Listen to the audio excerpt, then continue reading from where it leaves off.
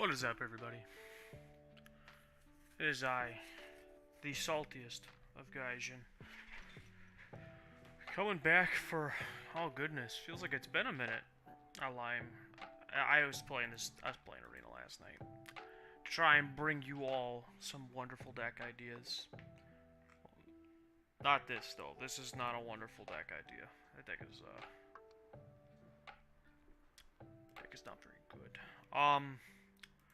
So we're gonna play a few things tonight. I've got to grab. Oh, come on. I cannot type tonight.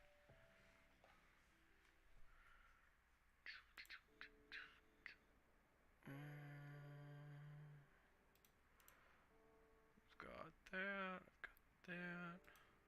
That. Got that. And I've got that. So, what I'm doing right now is I'm actually grabbing for Arena. This I'm just going to straight up delete. Matter of fact, I think I have another one down here that I'm also just going to delete because that shit was terrible. I say as I import a different version. Paradox Engine. So, we're going to do, to start off tonight, we're going to try some of these.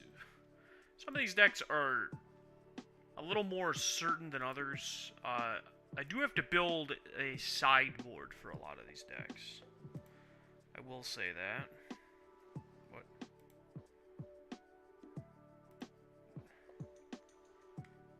Okay, this was Esper.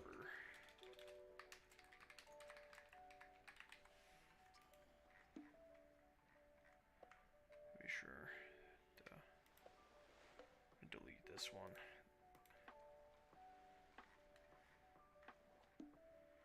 I'm gonna delete a lot of these decks. Get rid of this.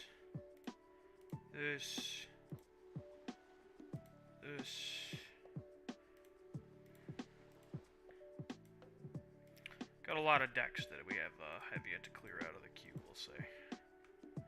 Alright, there we go. What am I missing?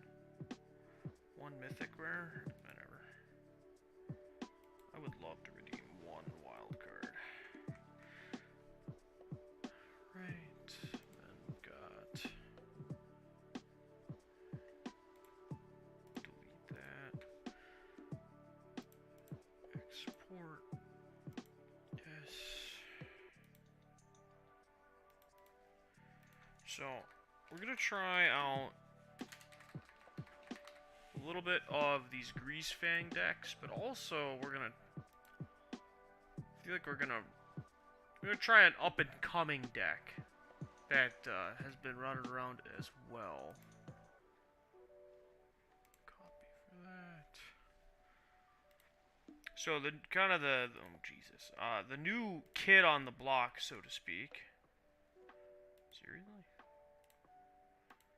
Has been mono blue spirits, both in Pioneer especially, but also in a little bit in an Explorer. So we're going to try just a couple of matches each with these four decks, and then just to sort of gauge how we feel. So the first one, excuse me, probably our deepest stretch, is a Paradox Engine combo deck. So you can do a couple of things here. One, if you can get anything that produces mana, like a Llanowar Elves, Mox Amber, a Keenon, Hedron Archive, even the Celestis, plus Courier's Briefcase, Emery, and a Paradox Engine, you can make infinite mana, eventually drawing your whole library, and then using Karn the Great Creator to grab a change that to traditional, to grab a Aether, I can spell today, Aether Flux Reservoir, which you'll use to then kill your opponent, because you can gain infinite life, and then for 50 life you can throw 50 damage at your opponent. Quite strong. The other thing about with these decks is that you're playing a Karn the Great Creator sideboard.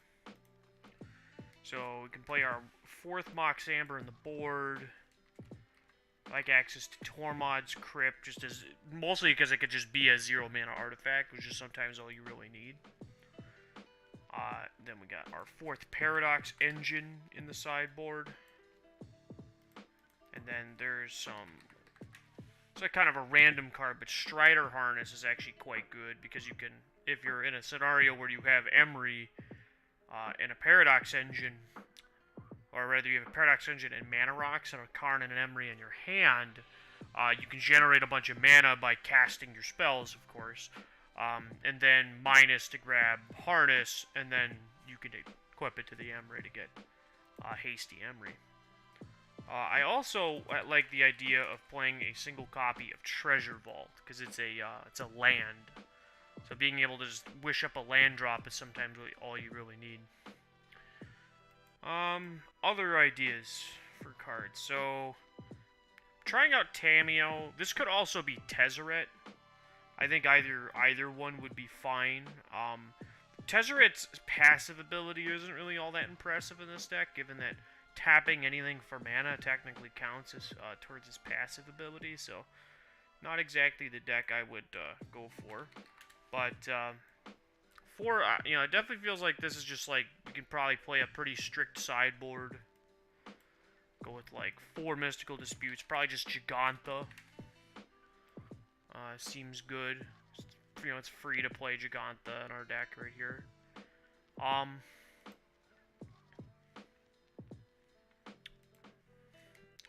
many lands are we playing in this list? 22. I think we actually trim a Thirst for Knowledge, play a singleton copy of Bala Ged Recovery. Having that available seems like it might be relevant.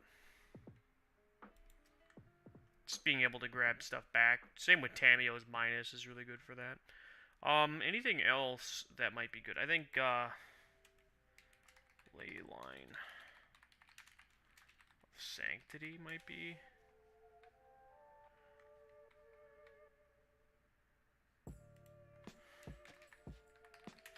Leyline. Oh, he doesn't meet Giganta, that's right. Well, that's fine. I think we can go, like, just play a couple of ley lines. Wouldn't be bad. Is there anything we can trim? Probably just Giganta, to be honest, but I like having access to the Giganta. We have a Tormod's Crypt. I also think we could play, like, a, what's its name? Hearse. This one's a little weird, but kind of the idea that one thing that you can do with the Hearse is, if we know we can't win, we could definitely keep our graveyard opponents from winning by just, like, playing it, and then, like, just, you could untap it a lot. Paradox Engine. The next deck on the list here, Esper Greasefang. This is a... I've yet to find, like, anybody who has, like, a definitive list of what this looks like, but this is definitely a very, like... It's a Fatal Push Thoughtseize deck. You get Tainted Indulgence. This is probably one of... This and Ledger Shredder are really the big reasons to go into blue. Tezzeret to a lesser extent as well, but you have Raffine.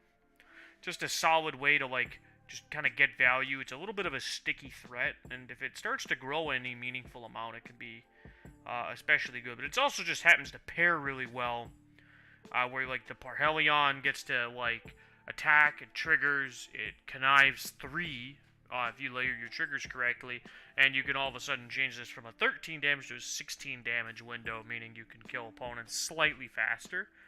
Which doesn't sound like a huge difference, but, you know, when we're talking, like, a Thoughtseize Shockland format, you know, the difference between 13 and 16 is actually, you know, in some matchups it'll be negligible, in other matchups it's the reason you won the game. So we gotta build a sideboard for it, though. That's the big one. So I feel like an extra Fatal Push is probably in order. Mono blue. So, like, the metagame that I think about when I'm thinking about, like, specifically, Explorer right now is, Mardu Greasefang. And just Greasefang decks in general, because they do come in, your Mardu being an all-in, you see Esper decks like this. I've even seen Abzan versions of Greasefang decks running around. I think those are little more fringe than Esper and Mardu, but so you have those. We have mono blue spirits. We have like blue-white control decks. You have the Rakdos mid-range deck. So that's like the what I'm considering the wider metagame as of now. And not a whole lot of decks have kind of pushed their way in to that. So I think, but I think there's a lot of space to explore because I don't think the metagame is so fleshed out that it's like we need to, put ourselves in that position where I'm losing my words today. The metagame is so fleshed out that it's like you can really get your sideboards right now. So, my first thoughts, how many lands are we playing? We're playing 23 lands, so I want to keep some of my stuff cheap. So, I like Mystical Dispute a lot. We're primarily a blue-black deck with a white splash. But I think having access to Age's Mystical Disputes as well as Fatal Pushes are particularly good against the mono-blue deck. Just this being able to counter pretty much anything they play in the first few turns, while this being instant speed removal is a big deal. We have access to one unlicensed hearse in the main. I think one extra in the board's probably not bad. And then probably like a lantern or two. Just having access to Graveyard Hate seems to be like some matchups it's like not even remotely relevant, and then in other matchups it is so desperately relevant that it's terrifying. I was not a big believer in the Leyline of Sanctity for a while, but I've actually started to come around to it, especially with all these Rakdos mid-range decks running around. We are, at our core, a combo deck. Like, whether we want to, like, be honest about that or not, we are a combo deck. And one of the ways we keep getting beaten by things like Rakdos mid-range is cards like Go Blank, Thoughtseize, and, as well as, goodness, what's the other one? Duress. Those are like key cards in beating a deck like this, on top of things like Graveyard Hate and other such. But where we can't necessarily play around a Soul Guide Lantern all that effectively, we can play around other cards like we can play around Thoughtseize, we can play around Duress, we can really punish people. And plus, we're also a Ledger Shredder deck. So, like, in the worst case scenarios, we just, like, dump this to a Connive trigger, right? Like, so if it just ends up not being relevant, that's like, a really, not, like, ideal floor, per se, but it is definitely a rough place to be. I know some people have been bringing up the idea of playing Pithing Needles in our sideboards, but so far I've actually been really unimpressed by the idea of Pithing Needle. What else do we might want here? I think we could also get away, this is for our control matchup, like a Dovin's Veto or two. That might be some relevant counter match. Just being able to say no definitively seems particularly important.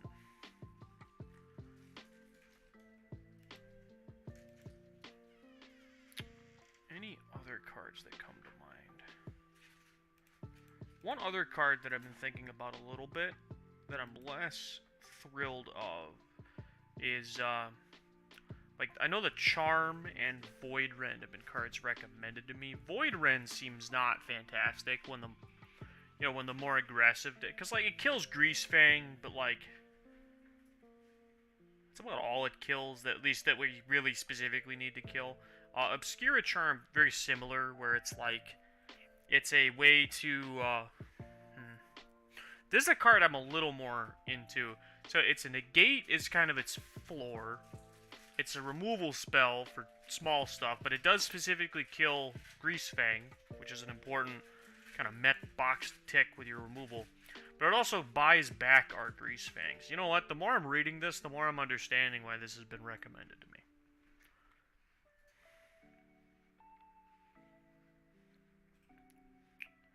I'll try it.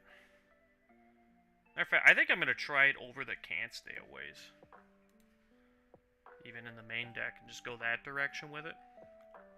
And then as far as last sideboard slots go, I think for now, I still think this could be effective. It'll help us with our, especially against our control opponents who are going to try to, like, kind of outgrind us for value. But we'll try out Esper Greasefang as well. The Mono Blue Spirits deck I already built a sideboard for. A little bit easier to build this sideboard. I love that it just sets everything to just regular Explorer, or best the one Explorer. Standouts here, if you haven't played against this deck, this card is so dirty. It's beaten me up plenty of times now, and it's been, like, very difficult to play through. Rest of this is really straightforward. This version is specifically tuned to beat up on, like, Fry, like, very specifically the card Fry, as well as just other spot removal decks, because, like, Rakdos Midrange is a deck that exists, and we even have one copy of Slip Out the Back, so this is a card that I really like, at least in theory. I've seen it played a little bit, but, like, the idea is that this is, like, a dive-down-like card that, is only slightly worse if your opponent tries to kill things before they attack. Now, the big thing is that we are a Curious Obsession deck. They're definitely going to try and kill things before you attack, but it is also good because it protects your creature from like a Wrath effect, like which we'll see in like the blue-white matchups. So I'm definitely a fan of these decks. Lastly, we got Mardu Greasefang. So this is a much different deck than the Esper deck. This is more of an all-in strategy, which I think is that's not the right format. That's the right format. Which is definitely, like, all well and good. You know, if you want to play just a more pure, like, aggressive strategy. I think from a sideboard perspective, I think this deck just wants a bunch of... I think it just wants a bunch of these. A bunch of Fatal Pushes. Right? Like, we need spot removal in order to not just be, like, immediately hosed all the time.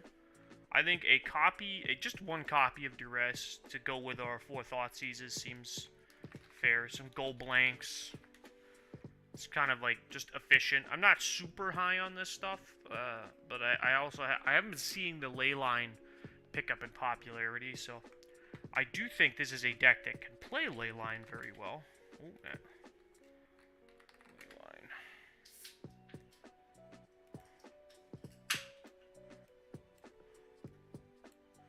And then as far as our deck goes, I'm not as high on playing 4.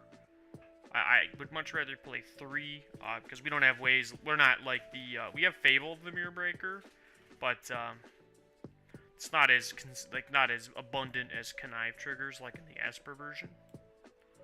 And then from our sideboard Graveyard Hate perspective, I'm a big fan of the Soul Guide Lantern. And then like 2 copies of Hearse. Because you definitely need Graveyard Hate in this format. And then beyond that, I think the other things... There's a few cards that have come to mind. I'm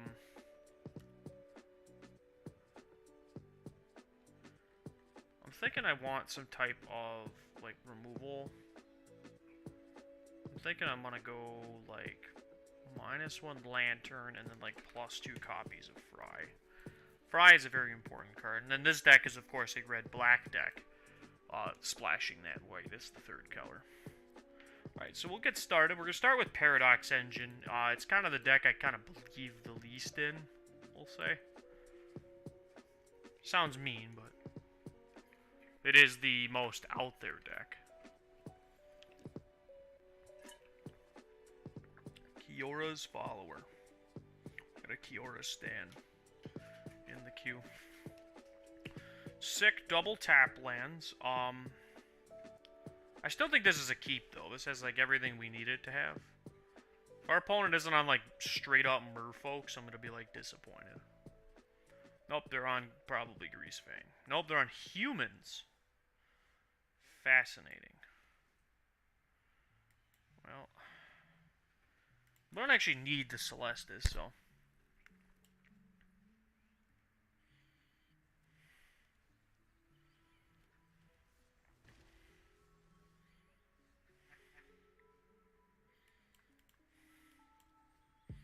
Play Llanowar Elves.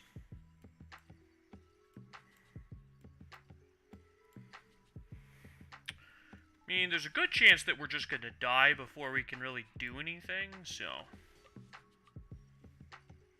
Paradox Engine ain't it, I'm gonna be honest. Yeah, we're just gonna play this. So we got access to 1, 2, 3, 4, 5. We're, like, one short of being able... Catilda. Okay, we might... I think we're dead, actually. No, we're one... Oh, never mind. We're exactly dead. No, we're dead even without the... Oh, this day, yeah. So, yeah. That seems about right. We have no sideboard cards for a matchup like this. That's one of the dangers, I think, that I think a lot of these style of decks are going to run into, is that there is no good way to sideboard with them against these, like, random aggro decks you'll run into.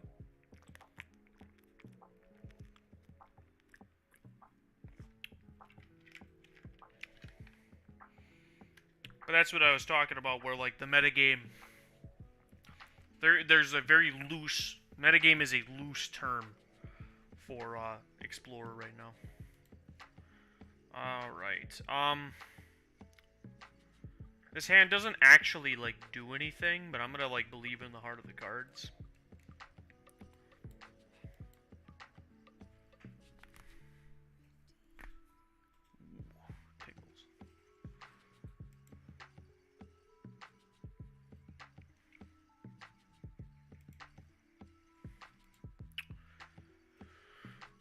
Ready to get ran over by the Kiora's follower person who isn't playing Merfolk. That's probably a deck we could look at and then cry when it's bad. So we kept this hand purely on the power of Pine-Sol, which is turn 1 Llanowar Elves on the play. Sadly no second land. A second land would be pretty gas though. Rather, yeah, no, actually, yeah, just a second land would be pretty gas. A Keenon would be pretty good. Not nearly as good as second land. Alright, second land is good. Pass it back. We're gonna thirst during their end step. Get real thirsty.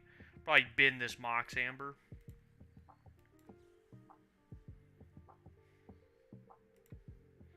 That is exactly what we're going to do. Yeah, I mean, we're just going to make mana. That's all our deck's going to do to start. I've really been impressed by this card. I was impressed by it in the Winota decks. As well as last week's Budget Battle. Drabinoops was playing this card as well as like a way to bridge from like 2 to 4.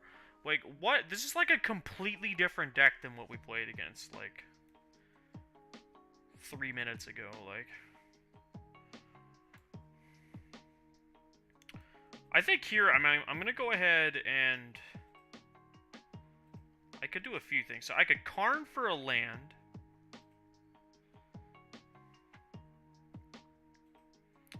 I could Tamiyo, buy back the Mox Amber. I could also just play, like, Celestis plus Courier's Briefcase. I think I'm just going to I'm going to Karn up the engine. It's probably... We're not guaranteed... We can cast the engine next turn, but we can't, like... Actually, we could wish for a Mox Amber. So, we'll grab the engine here. Pass, because we could block to protect Karn, luckily. Opponent playing two wildly different strategies between Game 1 and Game 2. Adeline, that's fine. Yep, they're going to send both these at Karn. I'm going to block the 2-3. Karn will take 1, go to 2. I don't care if the Karn dies. Actually, I think we actually prefer that the Karn dies here. Admittedly. So we're going to go ahead and -2. And we're going to grab Mox Amber. Here we'll play the Paradox Engine, sacrificing the Briefcase. Cast Mox Amber. It's gonna untap these Llanowar Elves.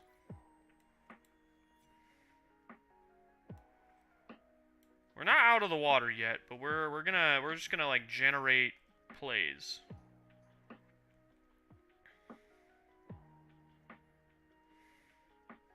I think here I'm willing to just do this. Sadly, we can't tap Mox Amber for mana, so we're just, like, spinning a little bit. Oh, we can dump the extra Paradox Engine.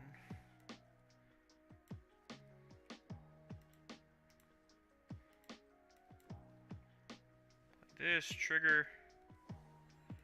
Buy our Gigantha. Pass. We only need a chump block this turn, luckily. They do have Coven, which is a little scary. That means they can cast a bunch of stuff off the top of their library. But honestly, like that's fine.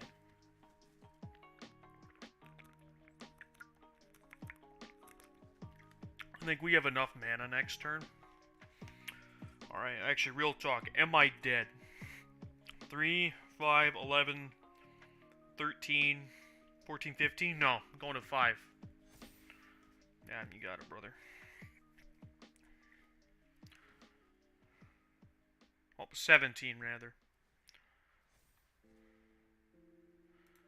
Block the 8-6. Not. Might as well conserve our life total, though I'm fairly confident that we're probably just going to win this turn.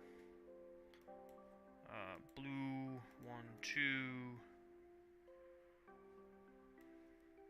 I think it's probably best we play a Mana Rock first. Which generates more mana over the course of the next few plays.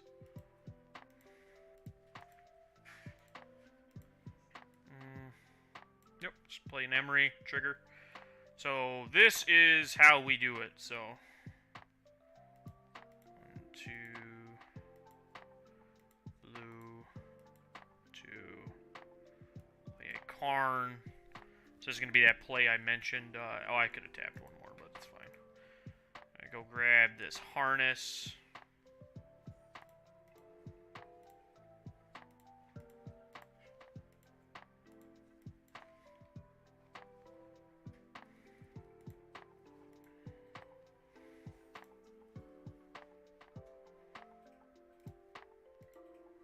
Activate Emery, grab a courier's briefcase. 1, 2. I think I can just go like that, right?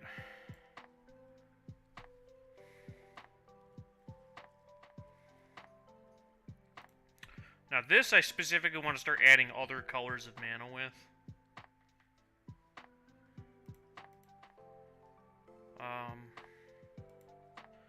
And this I could sack for a white.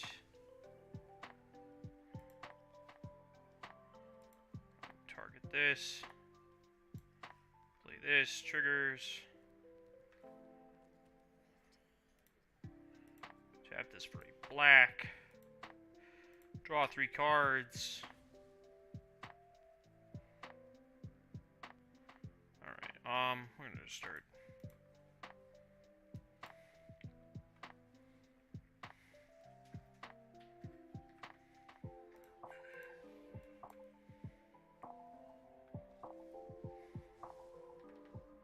Okay, they figured it out. So the Tamiyo gets the Karn goes and gets the Reservoir lets me gain infinite life, and then they die. Alright.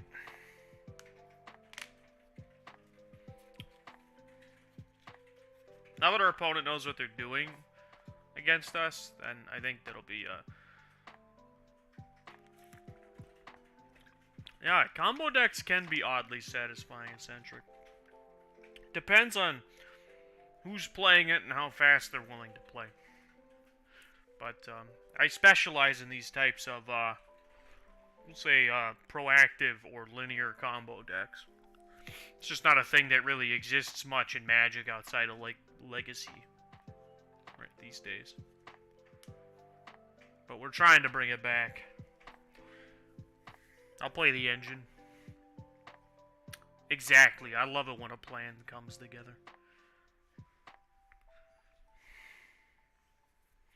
Even better is when you can convince other people this kind of deck is good and get them to play it. Or even worse, when somebody else says this deck is good and convinces me to play it, that's a whole other ballgame. This hand does not have the power of Pine Sol, so I'm going to mulligan. This one's doubling down on it. I'm going to keep this.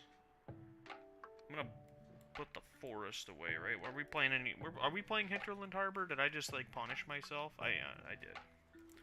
Hopeful Initiate. That's a good one. Alright. I'm gonna where else? Should have kept that forest.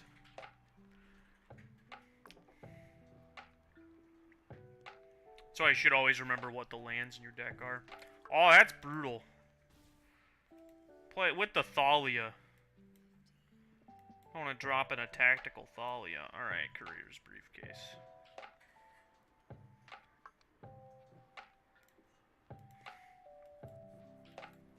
That's actually very brutal, but, although, I think if we draw a land, we'll be fine. I'm getting the distinct impression that our opponent is not going to... Elite Spellbinder, that's a... You know it says, I'm gonna make that Paradox Engine cost 8 mana. Elite Spellbinder. Oh, almost never do they let you do the whole thing. Alright, I'm gonna take far. Oof. This feels like we're gonna lose. Joke's on you. I got a 1/4 flyer. Suck it.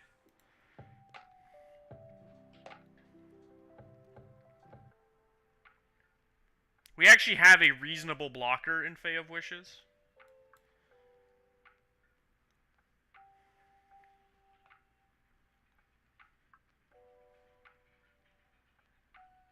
Funnily enough, I actually really just want to draw a couple of lands. If I draw a land next turn, I can Fae into an engine. Which would be quite good. Camball. Wow. Alright, I'll block Athalia.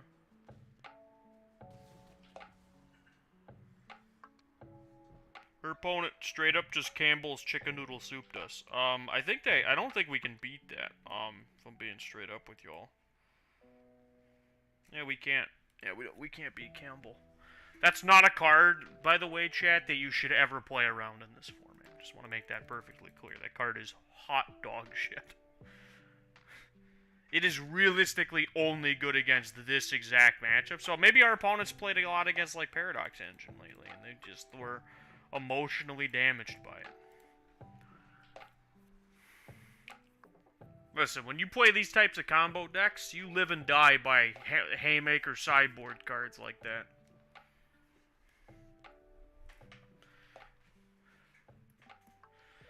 But it's, again, not anything that I would build my deck around playing against.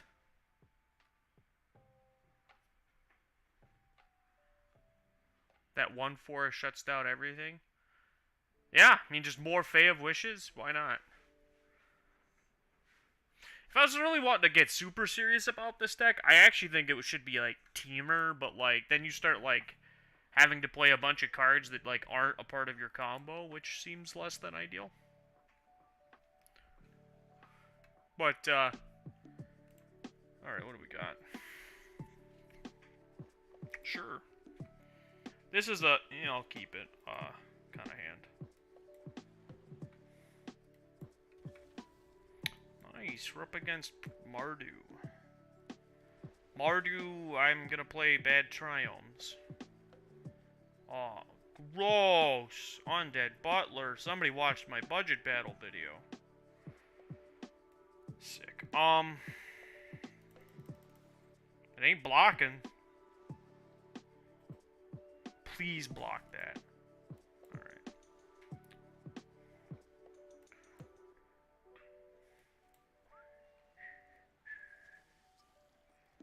Blood token. No third land? Dang. They had the third land. Get in for one! Yeah, there you go.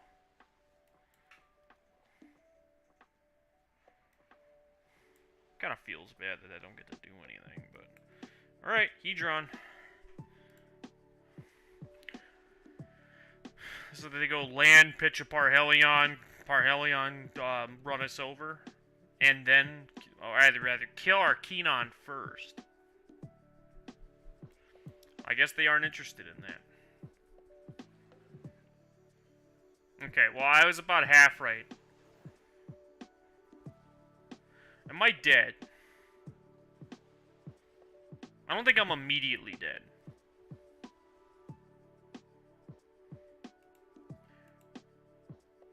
hold on, let's do some math. 13, 16, 17. So I can keep this Keenon in play. That's actually really relevant.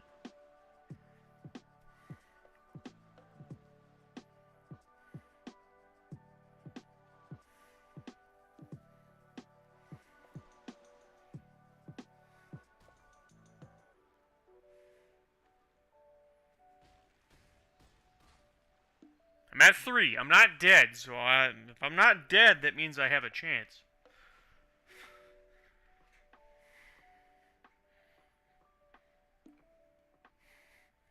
Limping across the finish line is still crossing the finish line.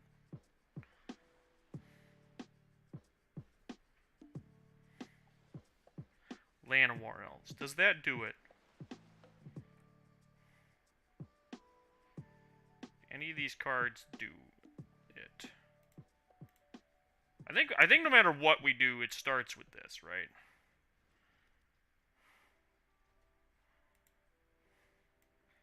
And then we just are gonna have to do this.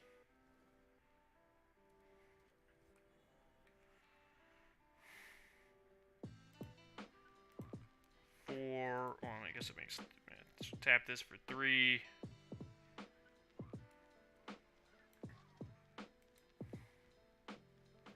Fae of Wishes.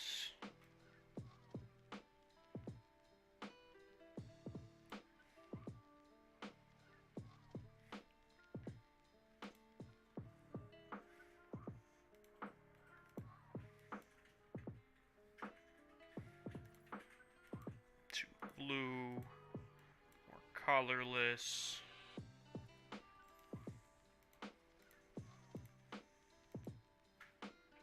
Dump the Paradox Engine that don't matter. I'm gonna dump the Giganta because it's the card I'm least likely to cast, I think. Oh, this would be so funny if we managed to beat our opponent here.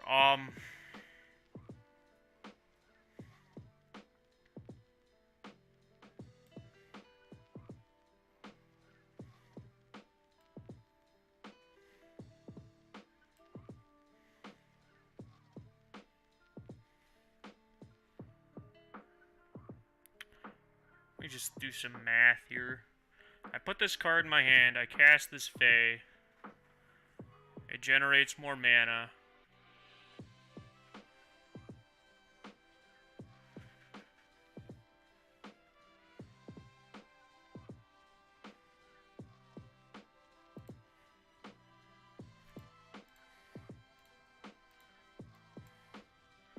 Cast the Fae.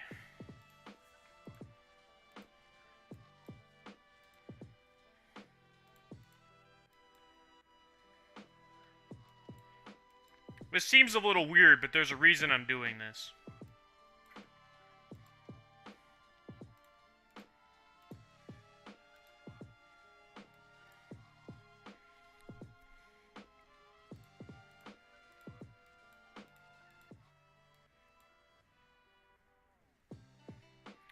So watch that. I just gained 10 life.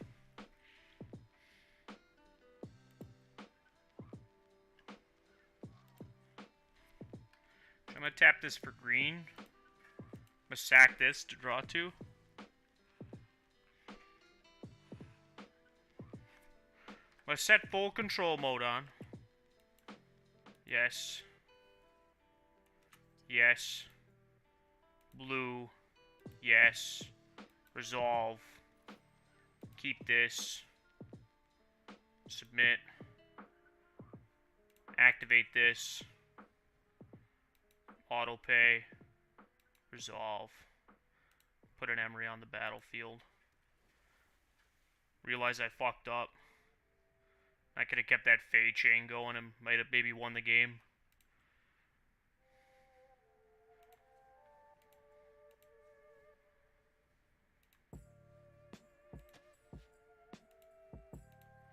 Alright, but I'm not dead. That's what's important. Now, if they put that Fae... Actually, I know they can do this, right? So that's 16... I blocked the 5. I chump blocked, like, the Grease Fang.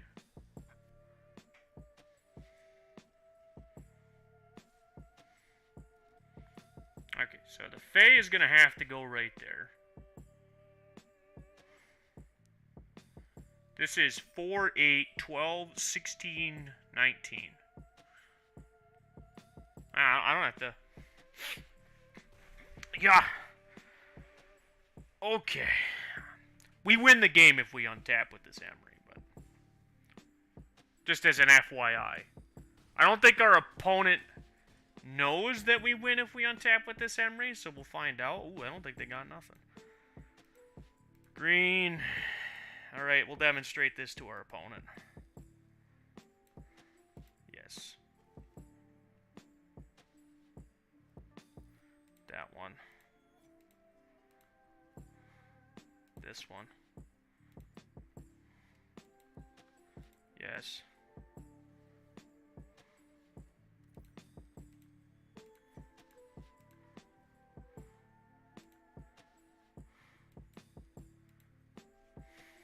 It's the power of Pine Salt, baby.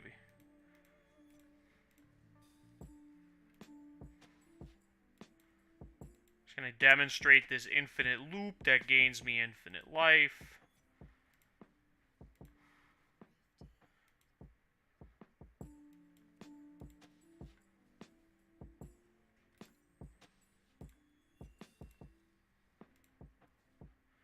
Not even gonna bother tapping my Llanowar Elves at this point. I have 26 mana and counting in my pool, so.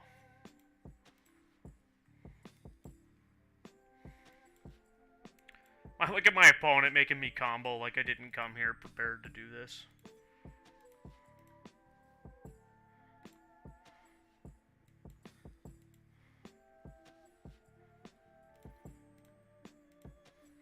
Listen, chap. I want to point out that one of the biggest flaws of the Greasefang combo deck is that technically its combo doesn't actually automatically kill you.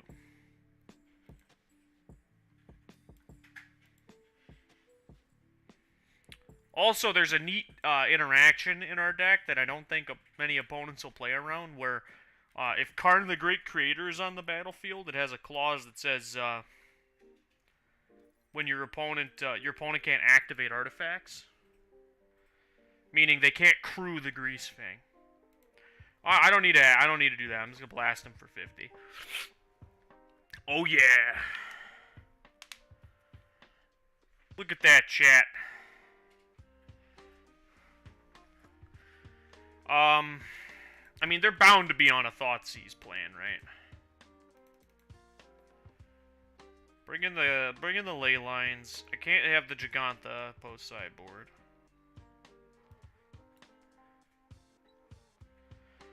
We'll cut the Celestis. Just our clunkiest mana rock.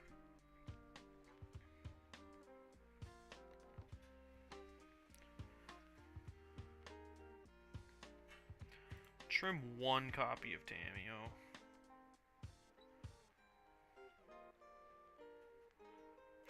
Like one briefcase. See, chat, this deck, you can win. Yeah, good soup, exactly.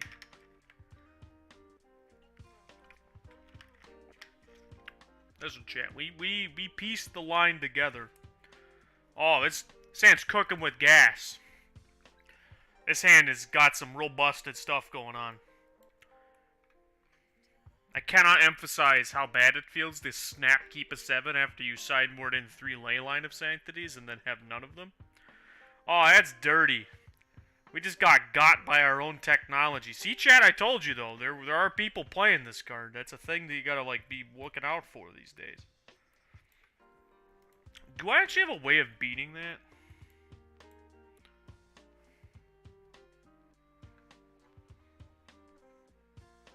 Damn, they did have the Thoughtseize. See, I got punished for not mulliganing to our ley lines. What ways do we have to actually deal with that? The answer is we don't have a way of dealing with it. Good to know. No blocks. Took our Karn like a dick. Alright, let's go. Keenon. Courier's Briefcase. Mox Amber. I guess Tamiyo.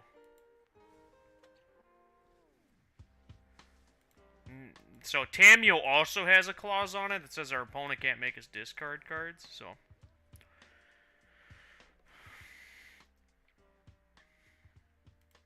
We should probably have, like, one copy of Meteor Golem in our sideboard or something. That seems reasonable.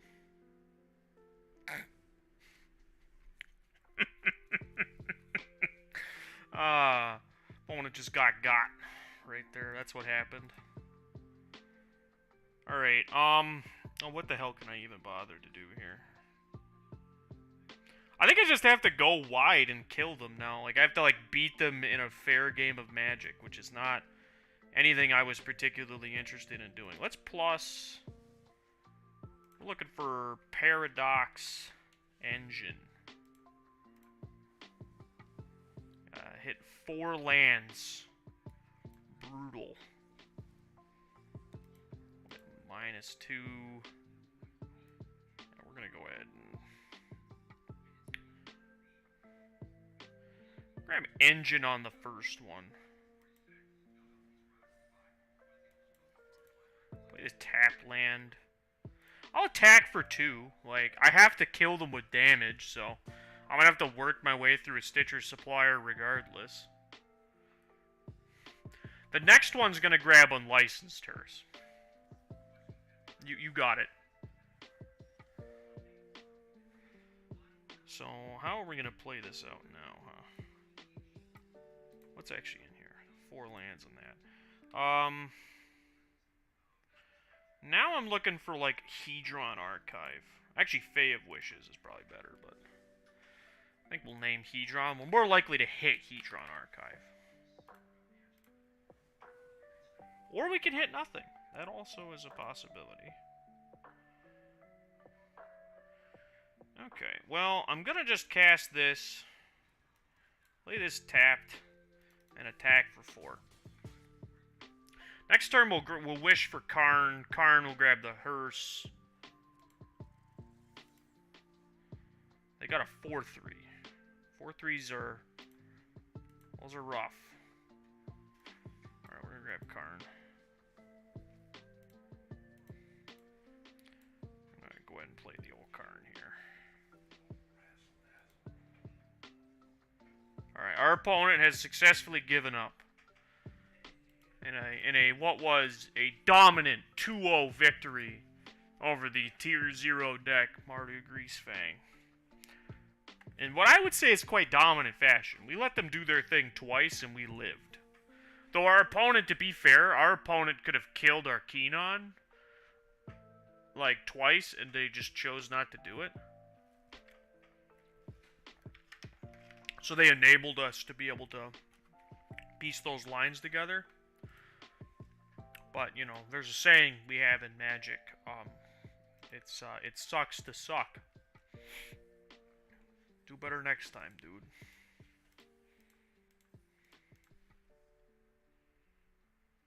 What? Hi.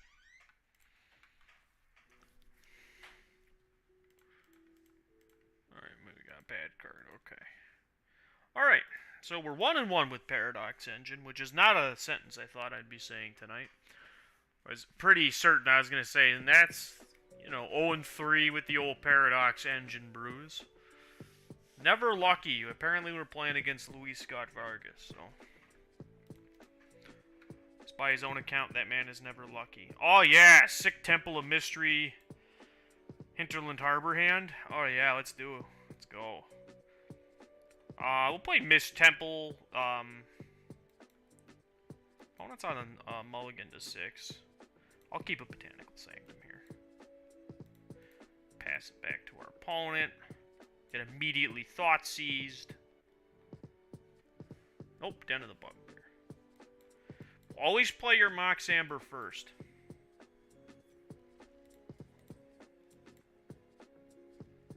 Oh, they don't have a 1-mana spell. That's good for us. If we put the Celestis in our graveyard, that's actually a good thing. If our opponent doesn't know what we're playing, then they haven't been paying attention to Arena for the last few years.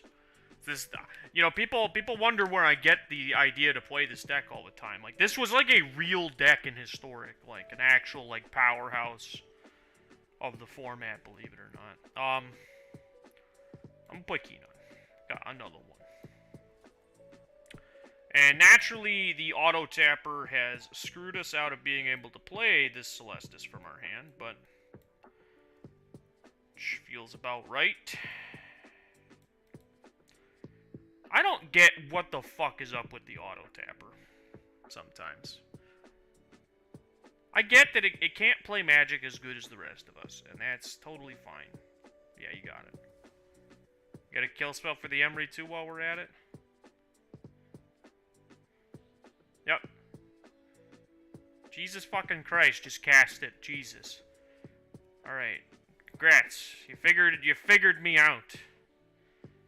You point the removal spells at the things, and then the things are dead. God fucking damn it, I hate how slow these mid-range players play. Honestly, that's the thing I hate probably the absolute most about, I'm gonna go grab a land. That's been the thing, honestly, that I've disliked the most about Explorer, is that you get a bunch of people playing what are, quite frankly, shitty mid-range decks. And then they play them incredibly slowly. Just targeting all of those cards. You got it.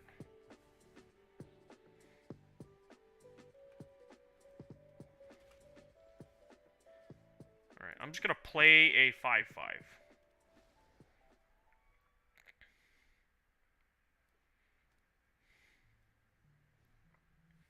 Feels about right. Rip the 4th land, have the thirst. Hit me for 8.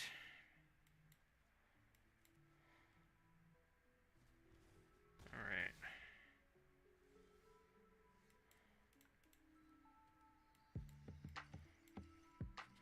Hedron Archive and almost assuredly lose the next turn. This matchup is like basically unwinnable. Unless they're just playing 0 Kolaghan's commands. Like, which I highly doubt. That card gets played even when it's not very good. Nice. We have literal nothing.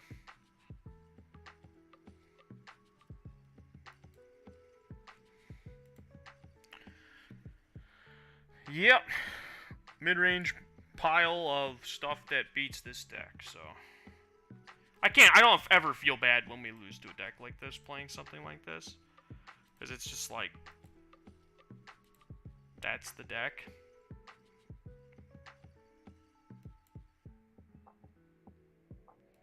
Trim, like, one archive.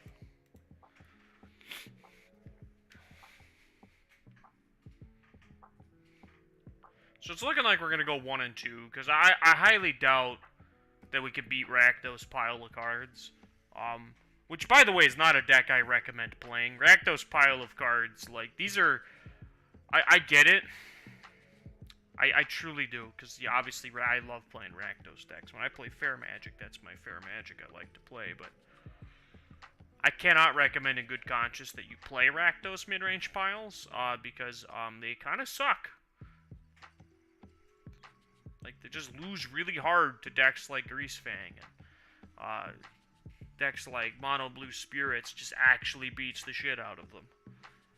Like, they like to think they have a good matchup there, but they actually don't. I've played that matchup a lot recently. It's terrible. I'll keep this. There's a ley line in it. Should be good if they kept any amount of discard spells, and here we'll just play this as a blue source and pass the turn. Now, it's notable that it doesn't protect any of the, like, things that we play. Like creatures and artifacts. But it does protect us from any hand disruption spells they might have had. Sick. We hit nothing. Feels about right. But we do have double cards, so it's not all bad. Well. Go blue. Yes. Keep this one. Go blue. Play Karn. Minus this Karn. This Karn will go and grab. Let's grab Paradox Engine. And attack for 1 with the Samurai. We could grab the second wish is going to have to get a land. Though I imagine they just have Graveyard Trespasser and they're going to eat our Mox Amber anyway. Which would kind of generally suck, but... They just have Heartless Act, that's fine.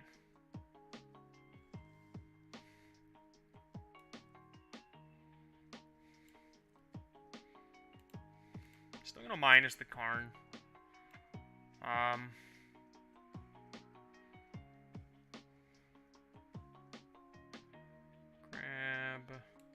We'll grab these Celestis here. Play another Emery. Hit a Hedron Archive this time at least. So next turn, if we untap with the Emery, we can play Paradox Engine.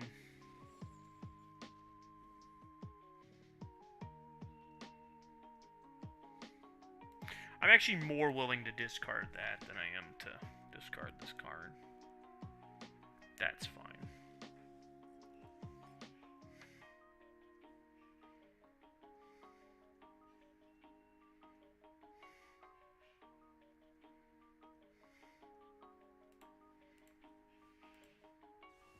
Just gonna pop that blood token.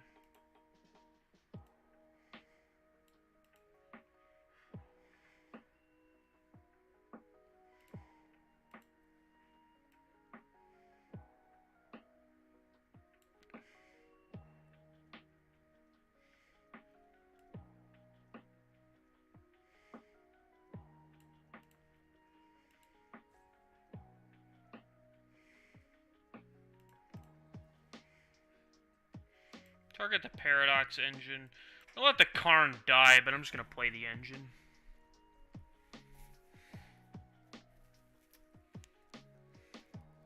That's fine. Honestly, just like a 3-drop that doesn't really do anything is exactly what we want here. Don't kill my Emery. Alright, they didn't kill my Emery, so that's a good start. Like Keenon. Didn't float any mana, which that's actually a not ideal play, but it's fine. And we'll target Hedron Archive because it's nets. This will net us more mana over time than anything else. Tap that for green. We're gonna target the Mox Amber, but we actually don't have to cast it here, but. Yeah, okay, they figured. They know the combo, so there's that. So the ley lines probably seem like why is the Gigant at the back of my companion slot? The ley lines actually did a lot of work there. There is a point where they did get priority, but like couldn't cast anything. That tells me that they likely had like the Thoughtseize or Duress in their hand. So there's a good chance they bring that stuff out now, but I doubt that they have enough stuff to like bring in that they don't have to have some number of it. Because you probably take out like the expensive stuff, like Go Blank would be a card I would, if I saw my opponents were on ley lines, that I wouldn't leave them in. But like Duress is something that I would leave in if I saw a ley line. I think, especially since you're probably like their deck is on like 4 copies of Fable of the Mirror Breaker, like you just have a way of like turning those dead cards into equity.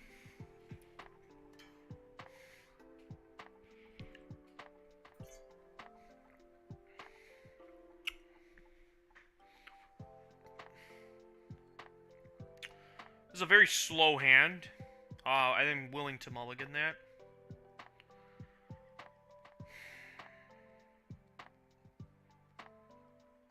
I'm willing to keep this, but I'm not happy about it. Don't have a... Yeah, they have a ley line of the void. Okay. That's not unbeatable for us, to be honest, but it is really bad for us. Means we have to combo out of our hand. Well, I mean, lands aren't inherently bad.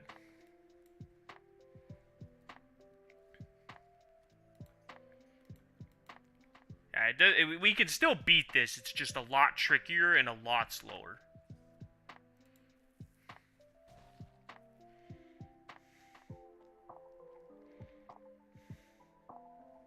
That's fine.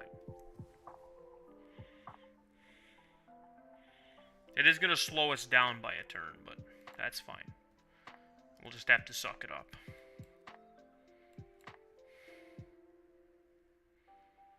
I'm shocked they didn't just do this on their own turn. Like, they didn't play a third land, so...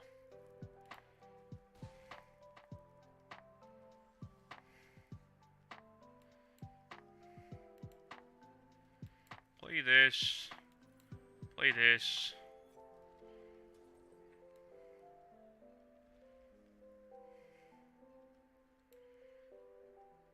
We'll go ahead and just play KGC here.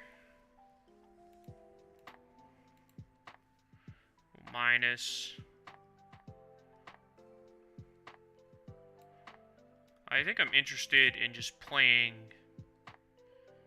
Just grab... We're going to need a lot of mana to combo off, so I'm going to grab Hedron Archive.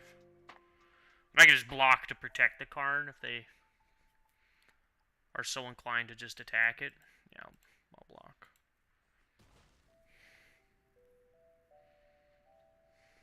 Fable. Again, this is the exact kind of thing that I would like for them to be doing, so...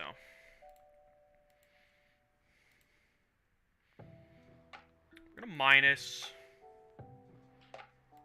What do we want to grab here?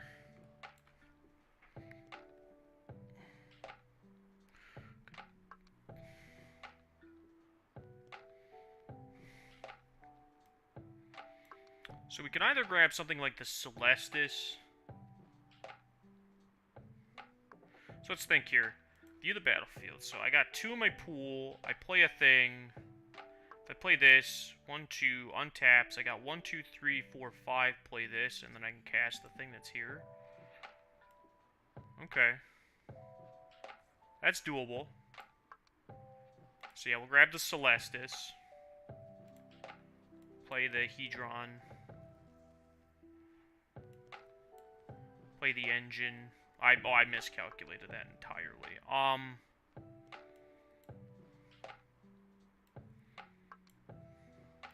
think I'm just gonna play this as a 1/4.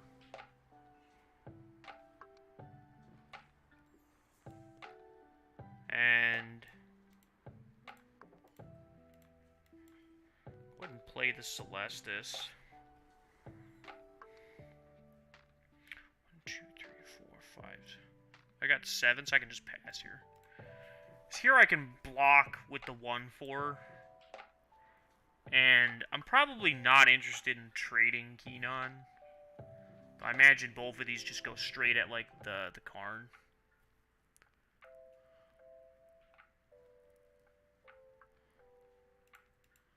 We'll activate. I'm gonna play this Emery, but it could, you know, ideally it's like, yeah, I hit 4 kind of dead cards, that's fine. You can just chump block with the Emery, or not, I guess. They just have a handful removal. Well, now we're just gonna let the Karn die, because it just doesn't, you know, there's no reason to block. But this Emery is doing, you know, fuck all nothing besides making this Mox Amber tap for mana, I guess. Alright, big money. No whammy.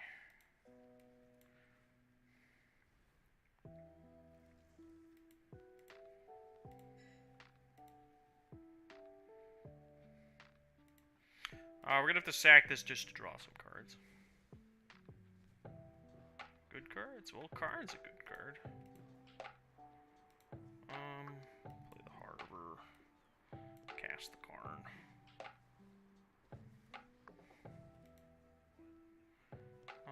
We'll go ahead and -2 the Karn. I think we grab Reservoir here.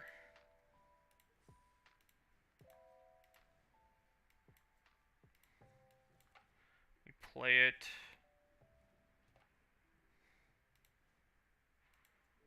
And add 2. Sack this to draw some cards. No attacks. So luckily, we're in a position where we can still save the Karn, which at least shuts them off of being able to use these treasures. If our opponent really, really wants to kill this Karn, they can. Chandra, that's fine. I mean, it sucks, but it's, you know, for us, but it's fine. Yeah, you got it. So I will go 3 here, 2 here, I have access to 3 mana. Okay. So if the last card of their hand is something like Kolaghan's Command, then it just sort of lights out here. It's not a Kolaghan's Command, though. Blue.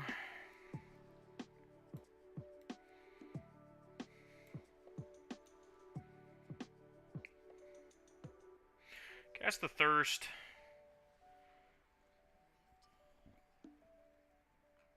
Keenon. Keenon is really good here. So is another Thirst.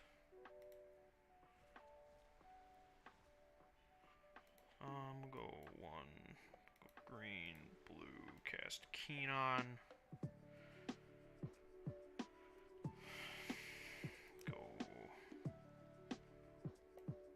blue, blue, green, green, cast Karn. Go ahead, minus this Karn.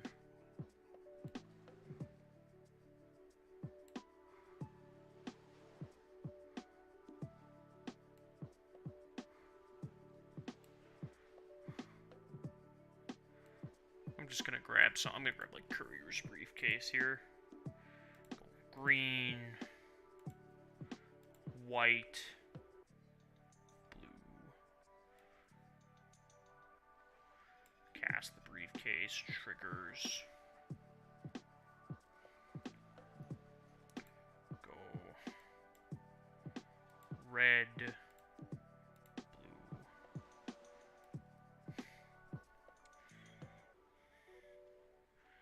Yeah, looks like we'll just have to cast this Thirst.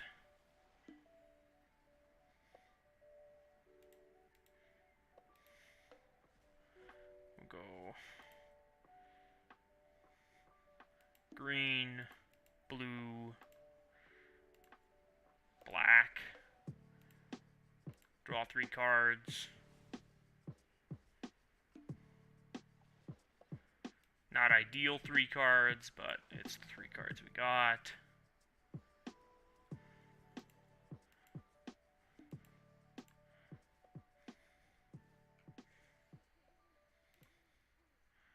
Draw. It's an Otawara. It's not a spell, which is what we really, really needed here.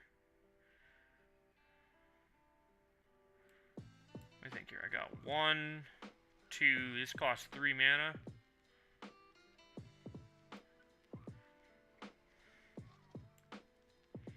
Play it tapped. We did gain all the way up to like, yeah, we'll take that action and dump that. So notice here what we're doing is we're just essentially playing like a hyper value game. Again, they can kill the Karn if they want to.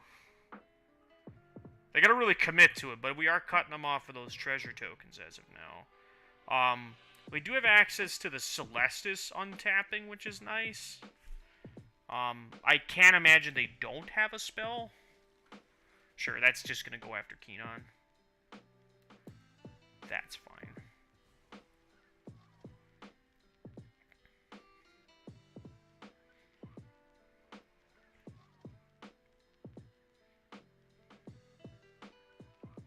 Does shut us off of our Mox Amber, which is pretty brutal.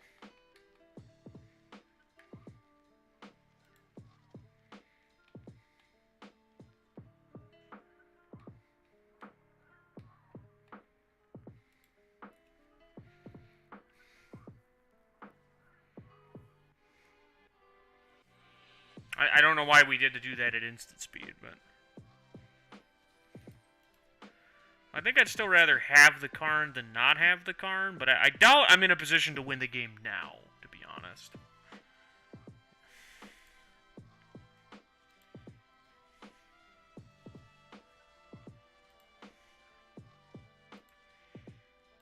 And Kenon's the start of something.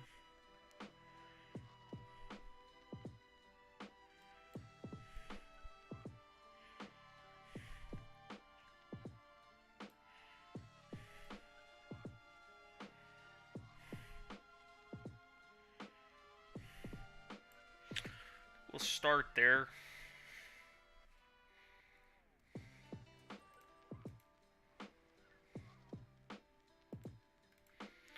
Just gonna like pop a blood token, I guess.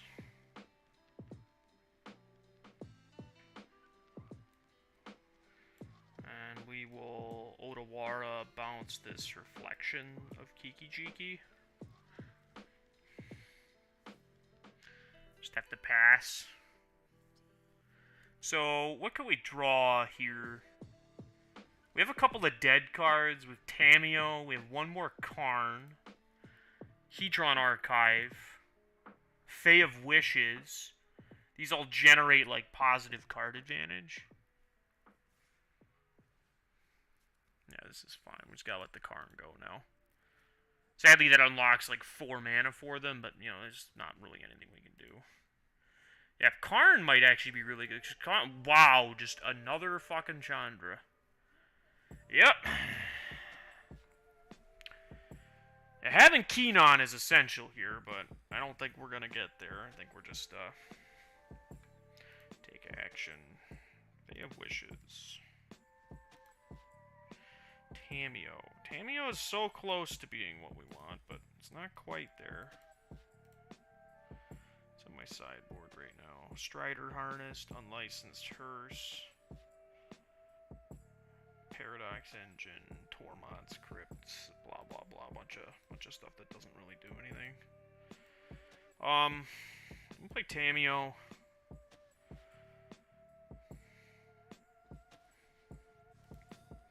Just gonna go digging for, I think, what are my chances of things?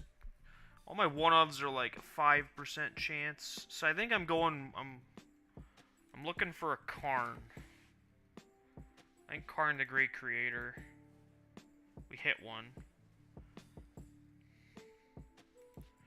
Okay, so we can go blue, we can go color, whatever color. Play the Karn, trigger.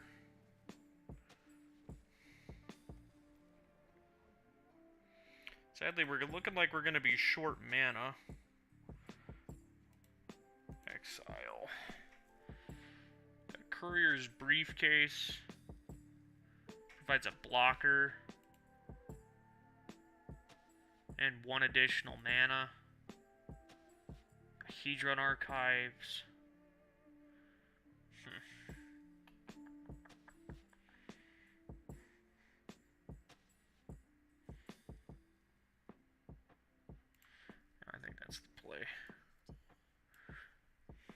It's not pretty, but it, you know, it's what we got.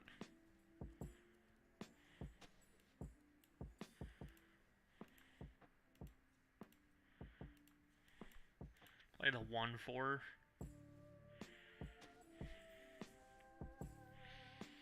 And we're not exactly in, I would say, a favorable position, but we're scrapping it out. They hit a second Leyline of the Void. We are, by the way, I just want to point out that we're getting closer and closer to that coveted 42 life. I'm sorry, 50 life. Because I don't care that I can't access my cards. I just need to be able to get to the point in the game where I have enough life that, like, I can just kill my opponent. So they're gonna get to kill the Karns. I don't know why this is a... I guess I could double block. Like, that'd be the reason. Alright, so I can't do anything to protect this Karn, but I could kill one of these. This is fine. It's all left in my deck here. Not a lot. I'm gonna have to decline on that. I think we start with a activate the Celestis. Take action, Mox Amber. And that does more than nothing, so. Blue. Yes, it's fine.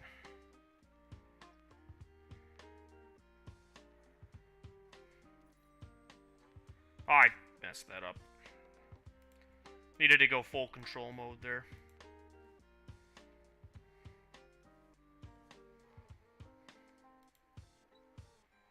That's fine, that doesn't do anything anyway. What are we most likely to hit? Amries? I hate naming her, but that's probably my name here. It's also like the worst card in my deck, so. Keenon, Tamio, okay. It's not great, but.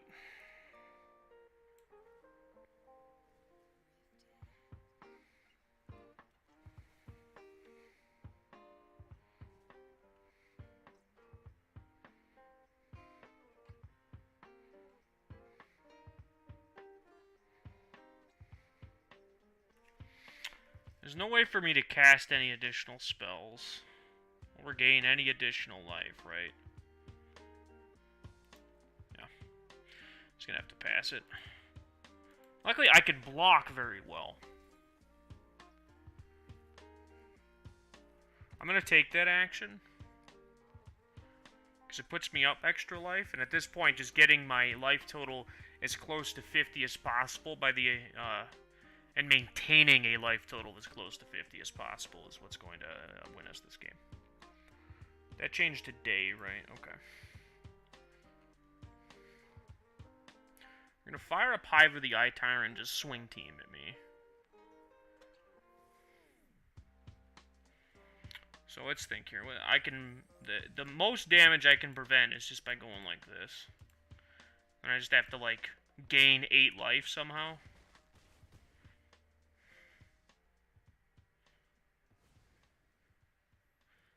Okay, well I have to gain 9 life, exactly, but... It's all left in my deck. There's 1 Mox Amber. 3 lands.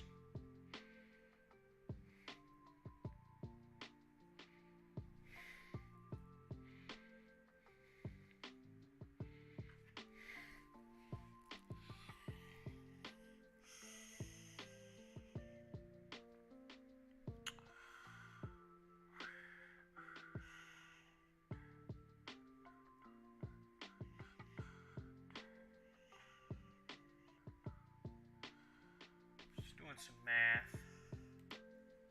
Well, no matter what happens, these are going to have to just flow mana. Plus, I'm going to name Mox Amber here. Or...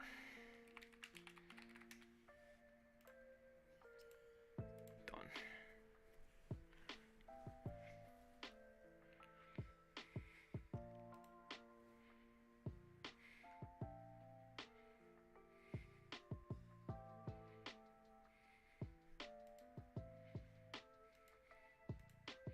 The last 2 cards are lands.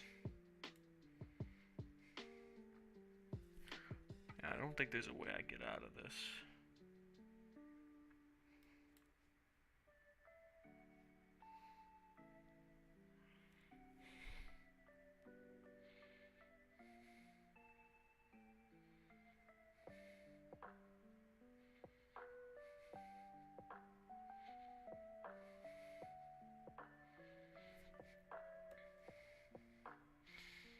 Start with this.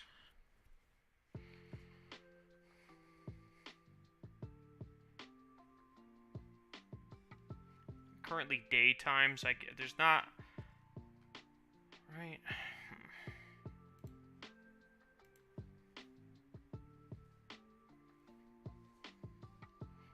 I'll decline.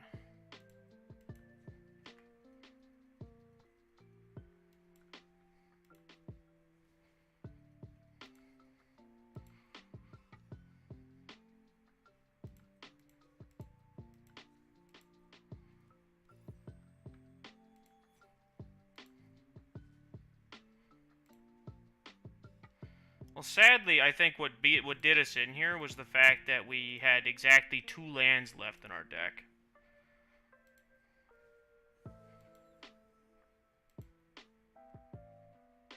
Oh, never mind. We had apparently a Hedron archive, so my deck thing was wrong.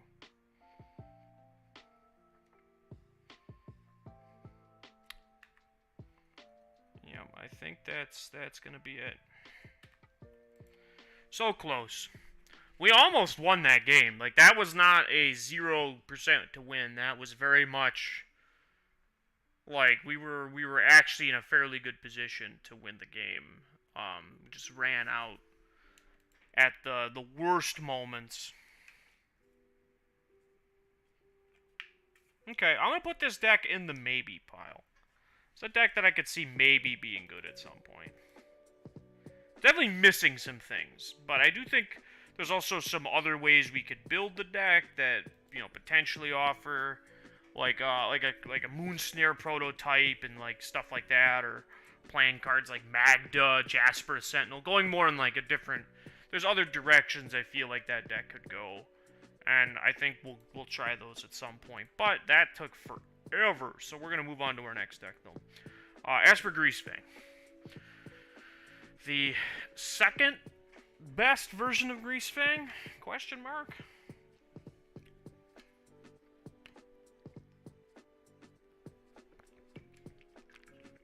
Some people will tell you it's the best. Some people will tell you it's second best. Then there's people who say Abzan's the best, and we don't talk to those people.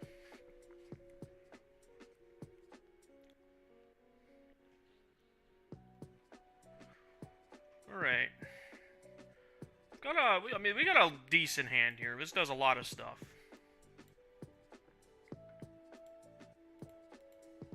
Cigar to sleeves, okay. Probably on just straight up blue-white control. I jest, chat. That was a joke. Oh, we're up against blue-red. I'll hold up Tainted Indulgence here. Ah, you want to guess what they drew this turn? So somebody has a 1-mana red removal spell in their hand. Because if there's no way they would like have just not played that Consider. Turn 1, there's no reason to hold up a removal spell in this format. Because like there aren't like a bunch of Llanowar Elves decks running around anymore with Winota being banned. So they hit a land.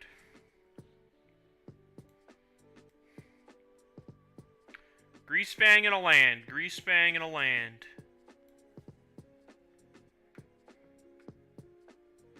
Well, that's about half the equation. Greasefang. Listen, chat. Sometimes it's so painful to be this good.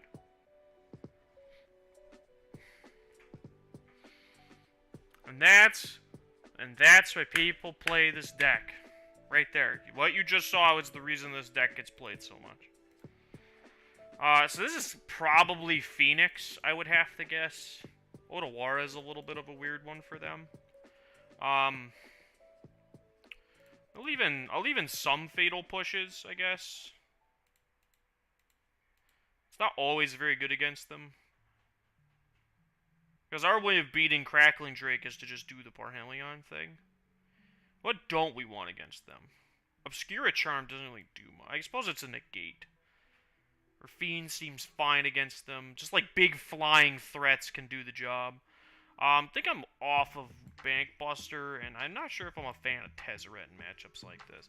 Like, this is a good card, so I think we'll leave one in, but like, those like go well value cards.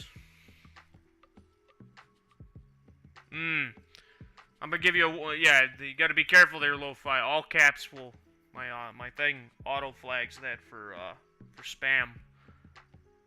Oh yeah.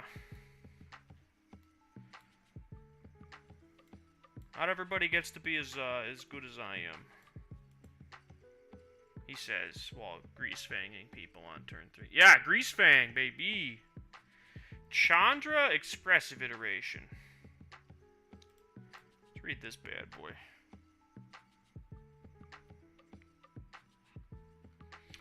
Feels like I go for this iteration. Chandra's more versatile, though, I guess. Yeah, I'm gonna take the Chandra. Iteration's powerful, but it's not like... Chandra is like, can win the game.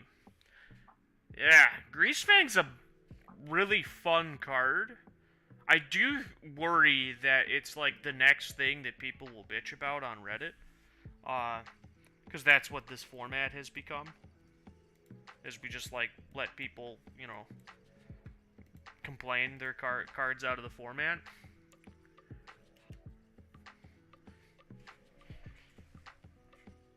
It blows my mind, by the way. I just want to clarify that this format, Explore, is literally what people were asking for from Arena, where they're just like, well, give us historic without digital cards. And it's like, well, it's been a digital format since its inception. That was made very clear from the beginning.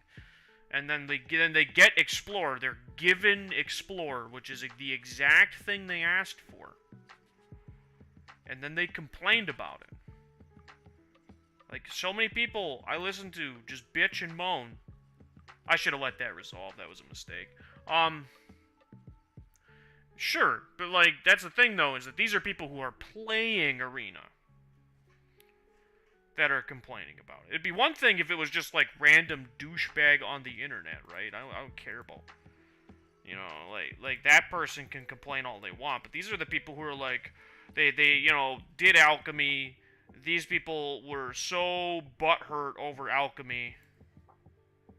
Connive. Time to shred some ledgers, baby. I think this is the card I'm most likely to not care about. But, yeah, it's just like, I get that, like, there's nothing that they could do to realistically bring people back to Arena other than make it not cost fucking so much. Like, that's ultimately what it will come to. It doesn't matter what format makes it on here.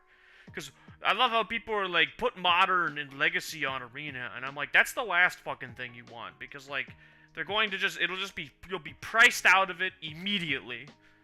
You'll have to spend just ludicrous amounts of money. And then, like, when your formats aren't popular or whatever, you know, it's going to go away. But it's just like, A, that's not realistic. They were very clear that they don't want to do that.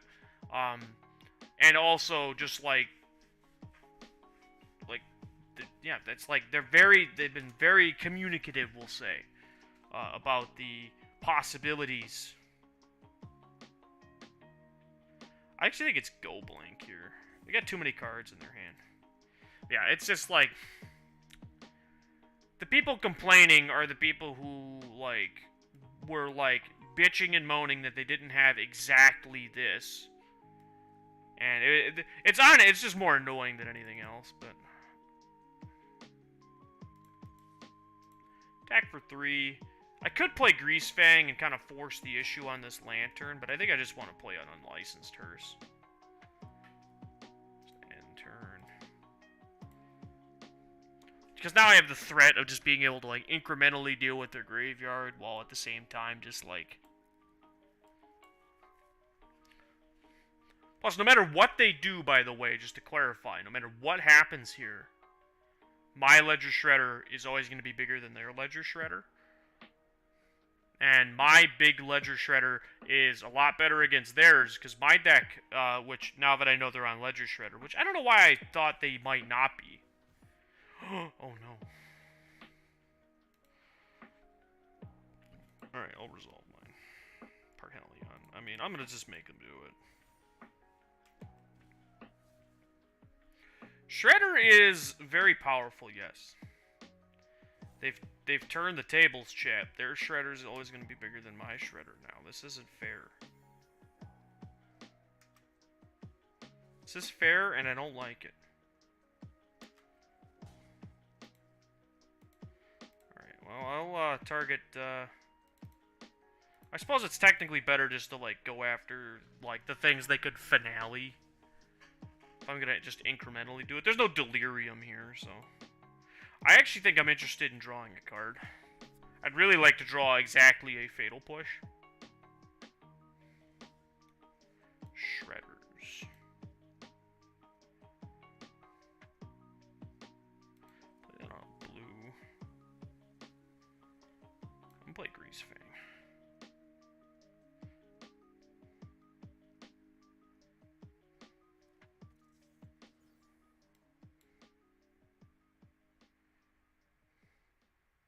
They have to do it, so.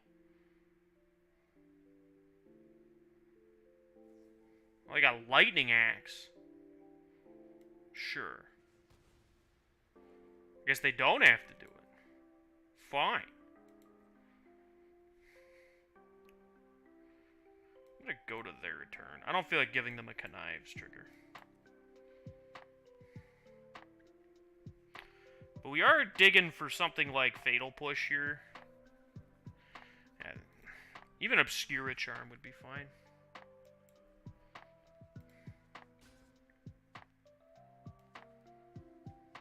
That's brutal. They'll probably crack this in response. Nope, just no interest. Okay. That's bad news bears for us. That thing could kill us very quickly. I'm gonna eat some cards out of there. I'm shocked they didn't crack that in response. Feels like that was a really good opportunity to do that. Alright, I feel like this game is actually just over, but... I mean, I guess if I draw exactly... like... I'm gonna have to draw a lot. I actually don't think there is a card I can draw right now to specifically deal with this. There is not. Well, I can go Ledger Shredder, Obscura Charm, kill this. They have double Lantern, so chances of us actually doing anything with this Parhelion are basically just slim to fucking none, so... Yeah, Big Drake. I'll dump a Thoughtseize. Yeah, that feels correct. I suppose Surge Hacker Mech specifically could kill this, but... because we're just gonna have to jump block that Crackling Drake, whether we want to or not.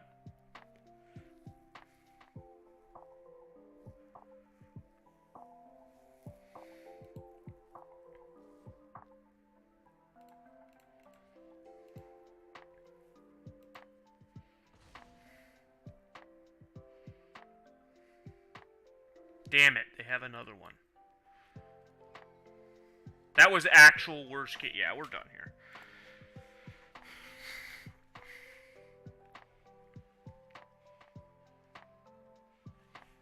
Okay, so definitely gonna want these.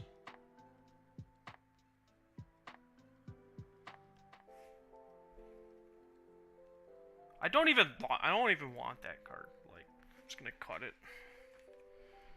Yeah, I'll be honest. I've not been impressed, we'll say, by the Espergrease Fang deck so far, because we have tried it before, and it has been the experience you just saw is pretty approximate to my my experience with the deck. All right, I'm gonna Thoughtseize our opponent here. What do you got going on there, boss? Brazy Bee, Charticore, Soul Guide Lantern. Well, this is gonna be the shittiest Thoughtseize of all time. I'll take a Soul Guide Lantern, I guess. Feels bad, man. Tap Steam Vents, go. Boom. Called it. Play this on blue. Just play an unlicensed Hearse and pass. These Izzet decks. This is a deck that I haven't been keeping as oh, this is like a deck I should be playing about, or something that I should keep in the sort of the back of my mind here.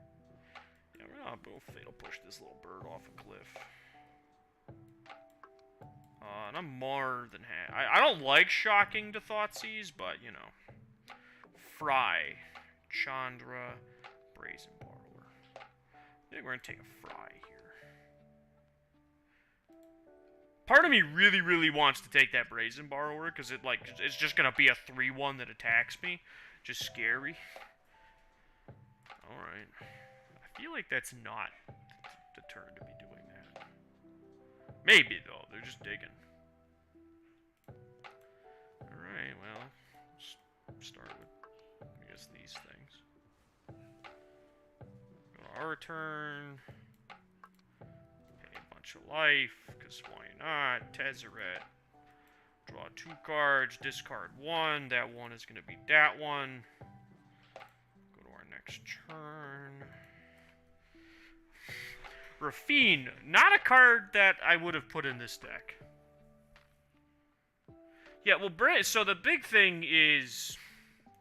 What the hell do we think? The Fry. Like, specifically, Fry is going to stop, like, our highest upside plays. Where Brazen Borrower doesn't stop it, it just delays it. It's basically the difference. I don't think our opponent is on Phoenix, by the way. I think they're just on straight up, like, is it mid-range? Which, to be fair, is been the direction that I would go with that deck, because I think the card Arc-Light Phoenix is hot dog shit. So, like, oh, that's a bad iteration. They had the land anyway, at least, so they got that. But Mystical Dispute to the Exile is never a good feeling. Get rid of Harvey Birdman over there.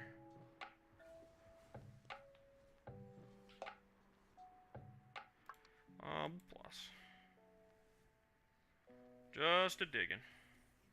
Don't need a second hearse, so we can dump that. I think we're gonna just hold up Obscura Charm. If they go to, like, Petty Theft, I'll just Obscura Charm to counter it. Yeah. Counter target instant or sorcery. Get that shit out of here. So we're in a position where I don't mind if they play that Chandra. I do mind that they play a Crackling Drake, though. I mind that quite a bit.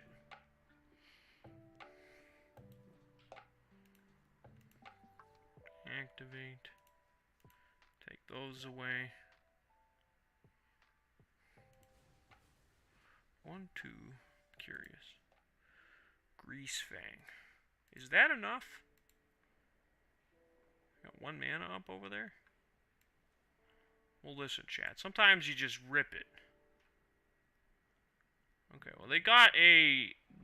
Oh, yeah, baby.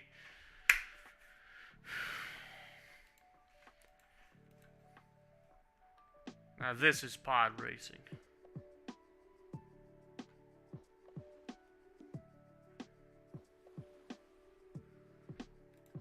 So you get, sometimes you're just playing a mid-range scrap, and then your opponent taps out and they die. Actually, it was not correct for our opponent to just pass there.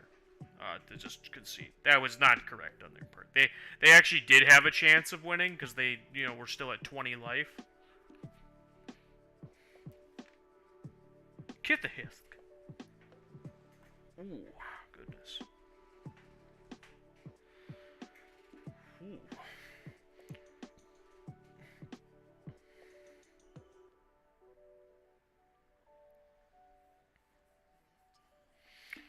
Goodness. I'm not gonna lie. I've had some mixed experiences so far with Explorer. It feels like it's a very open format, but in actuality, like, it's not very open at all. Like the mono blue deck just, like, sucks to play against, but, like, it's also really good. It has, like, a really drabby noobs. We got some... Yeah, we do. It's actually, funnily enough, a lo-fi Final Fantasy X soundtrack. Do I keep this on the draw?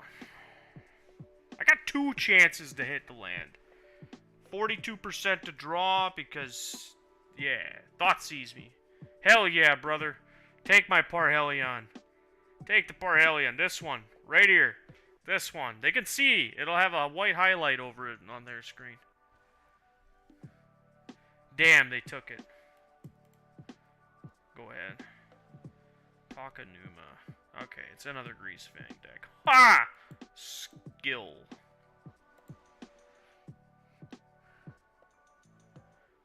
Alright, yeah, I saw that. I didn't get the chance to catch your stream at all, but I did see you were playing that. Go ahead, Tainted Indulgence. Did not hit our 3rd land. Feels bad. 3rd land off the top, baby. Nope. Okay. I'm gonna play this. Time to shred some ledgers, baby. Final Fantasy VIII is a mixed experience for me so far. The music, great. Visuals of the HD remaster, pretty nice. Especially for a game that's as old as that is. Oh, I was kind of hoping I was just immediately dead, but I guess not.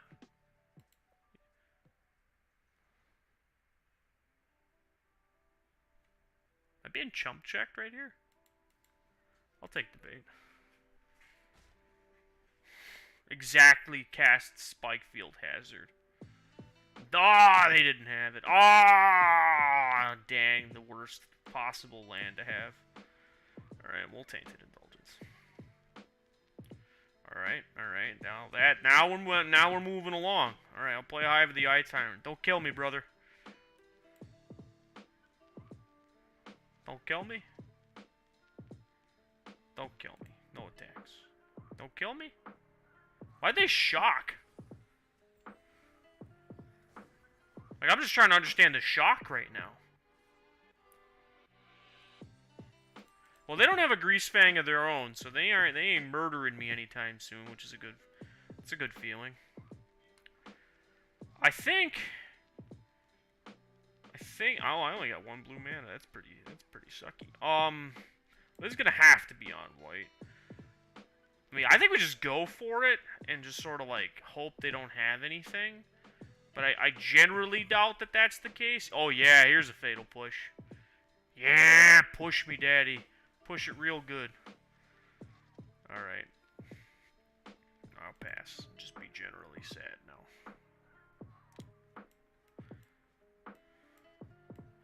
Alright. Well, next turn. Next turn is our turn, chat.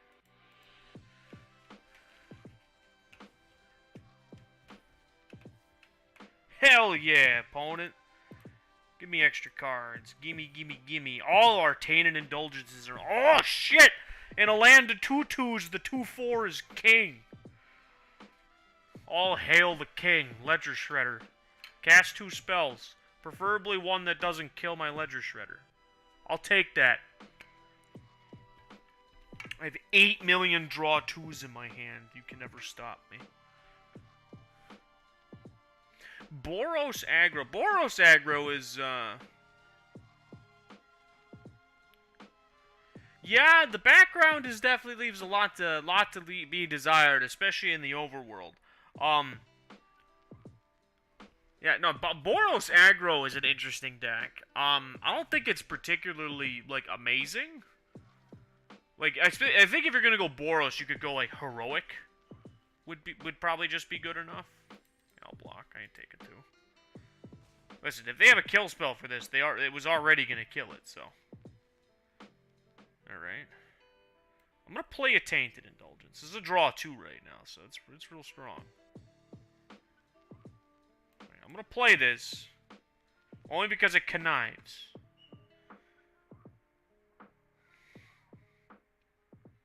Listen, opponent, if you had a removal spell for this, you should have cast it a while ago. That feels like not the thing to target in my graveyard. I'm gonna keep this Surge Hacker mech. I actually think we're just gonna have to dump this Tezzeret. I'll dump the 3rd Ledger Shredder, because they know about it. What you got going on there, brother? Sorin, get that shit out of here. Somebody's been looking at too many Pioneer deck lists. Yeah, Hoplite, Feather, you know. Heroic seems like a really good deck that just not many people are playing. I think Aspiring Spike played it a little while ago on a stream. Yeah, I'm a big fan of Heroic. I love that standard. I miss that. That standard deck was a blast to play. Like, just in general.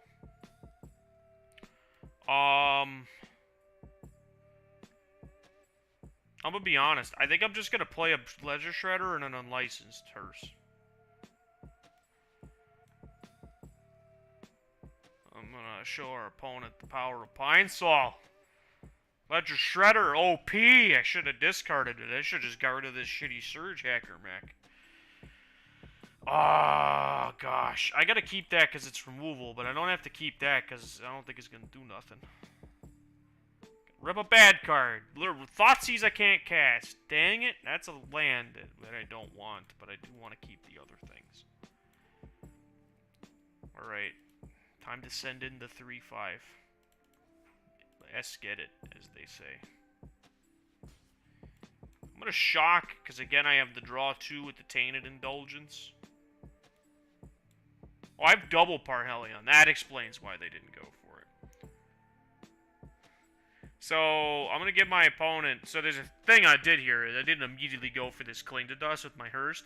If they cast this, which I don't think is the right play right now, but they're going for it. Respect. I'm going to let this resolve, which is fine. And, like...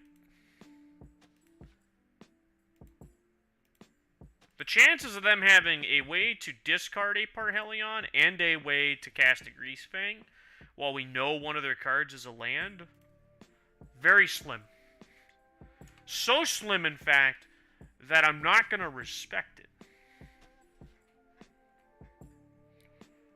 So we got a 4 mana deals 4 to something. So we got 2 vehicles. Sky Sovereign? Joke's on you, dingus. My shit got 4 toughness.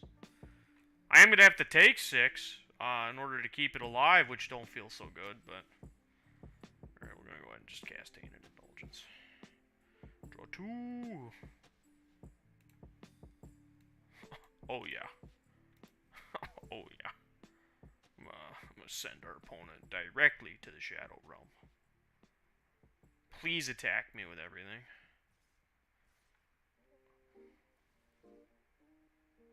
Treasure 1, treasure 2. Block. Does it matter? Oh, it doesn't matter, no blocks. They can't crew this thing, because it's crew 3. Teach our opponent a brief history of pain with the back of my hand. Alright. Alright, Stinky, what you got? You got concession! Yes! This card is too good. This card is too good. It blocked all of those 2/2s. Which is apparently the bar for being good now. But I digress. Alright, what the hell is our opponent playing? We know they're on Mardu Greasefang. They're not on a stock Greasefang list. I think they're on a... Actually, they look like they're on an older stock list. Minus this basic mountain. So, they probably have cards like, the Stitcher. If they're playing this, it's probably their only non-Parhelion vehicle. They got main deck Cling to Dust. That's a little spicy. Excuse me. Bring all this stuff in. I actually think we bring out some Parhelions. Like, 1 Parhelion. And that terrible card called Rafine. Really good in Standard. Really terrible here.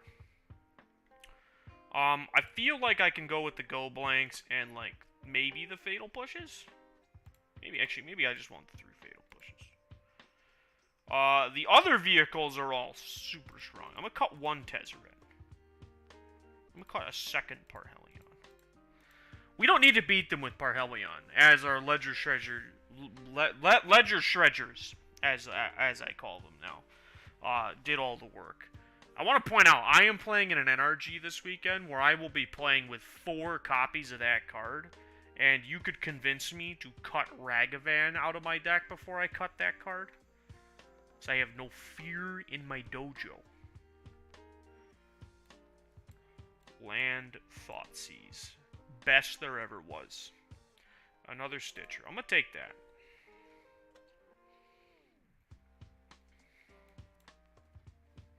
Stitcher. My hearse is a hungry.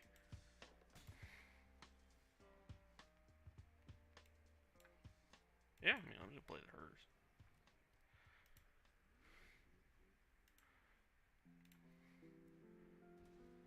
Oh, they ripped it. I remember when we were good. Like 2 minutes ago. Alright, I'm gonna activate this. Alright, that one and that one. It don't matter, chat. I actually suppose it's technically correct to hit all of the creatures out of their hand.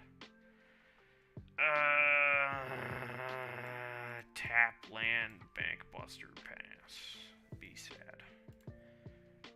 Okay, so the bad news is we're taking 4 going to 11. The good news. Got a Takanuma in our hand, and this artwork is sick. There is no other good news. Ha! Got him. Have my Thoughtseize.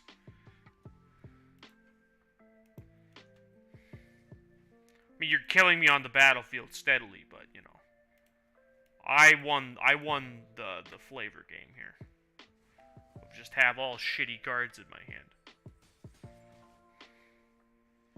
Is the crew on that bad boy? Okay. Feels like an easy start off with a Tainted Indulgence. Discard a Parhelion. Play that. Hold up this Reckoner Bankbuster. Hope for the best. Tale as old as time.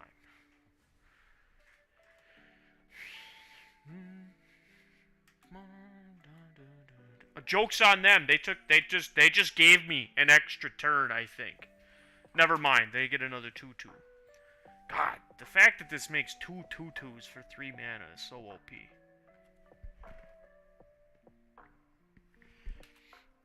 Alright, Reckoner Bankbuster, I'm really counting on you here.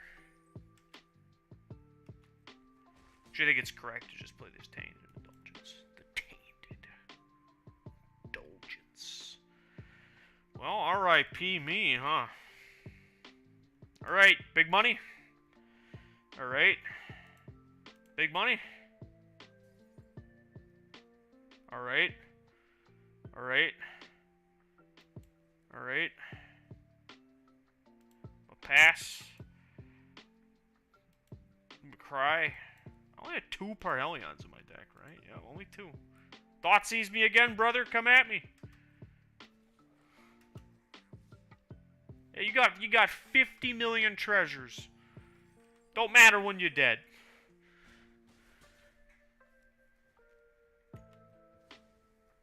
Oh, just a pass. Alright, we'll activate this guy. That one. And that one. Somebody's got an instant speed thing in their hand. And I have got more Tainted Indulgences. Ledger Shredder. I swear to God, the only cards we drew were Tainted Indulgences, Thoughts. Yeah, that's literally all we drew. Alright, this one. We're dead, chat, just like by a million miles, but...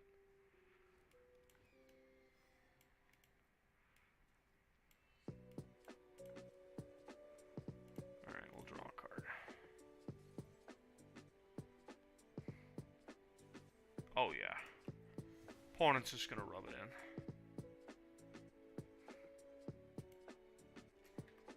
Oh, yeah.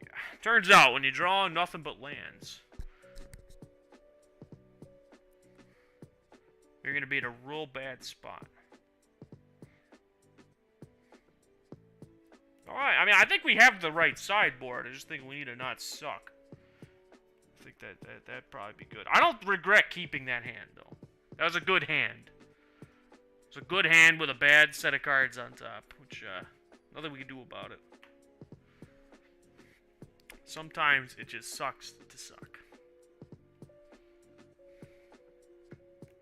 Play first. Snap Mulligan. Think about it. Keep? Put Surge Hacker Mech back. I think that's correct. Be sad when I have no removal.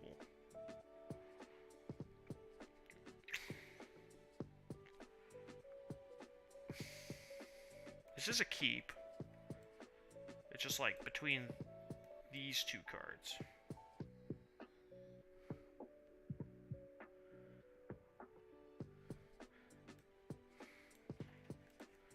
Alright. Thoughtseize, yeah. What you got going on over here? Thoughtseize!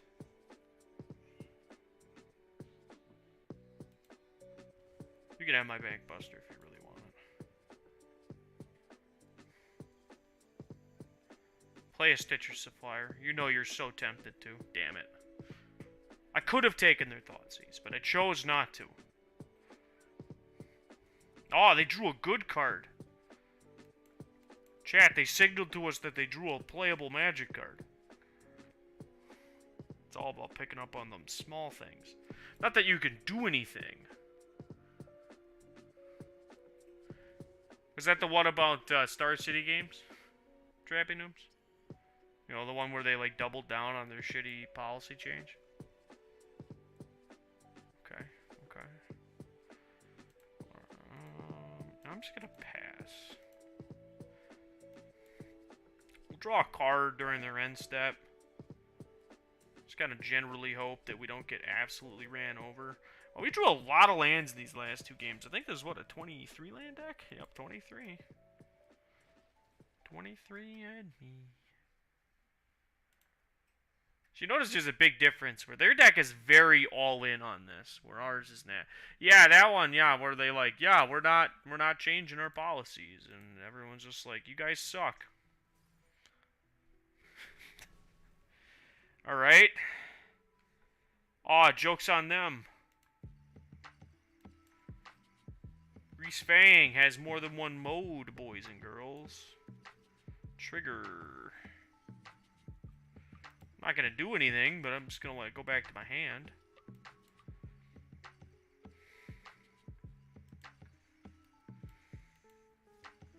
I mean, I have to block one. I don't know why they didn't. Oh, they don't want to get a hit for one. Or for 4. That's fair, I guess. This is turning into, like, where we're just, like, playing regular Magic the Gathering. Okay, but if you had that, why wouldn't you just attack with all of them? Like, that just feels like it was wrong. Draw a card right away. More Tainted Indulgence. They still don't have, like, a Parhelion over here, do they? Nope, they got hit me for 2 and pass. I've got a card I'm gonna discard to Tainted Indulgence. I think we're gonna lead on that, actually. Okay, well now I feel a little more comfortable. Alright, we can go Clearwater Pathway, play this Soul Guide Lantern. So I think we just target the Grease Fang. And now we can hold up the Bank Buster again. And we just get to have a Soul Guide down. Well, that sucks. You took my Surge Hacker back. You dick. Knock that shit off. Alright, deck. You really need to stop, like, fucking me here. Alright, that's not what I needed. Jesus! I'm gonna have to Otawara back one of these fucking 1/1s.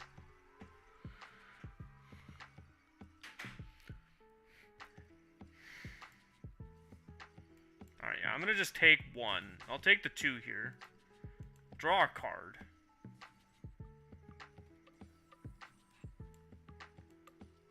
Put one of these back in their hand.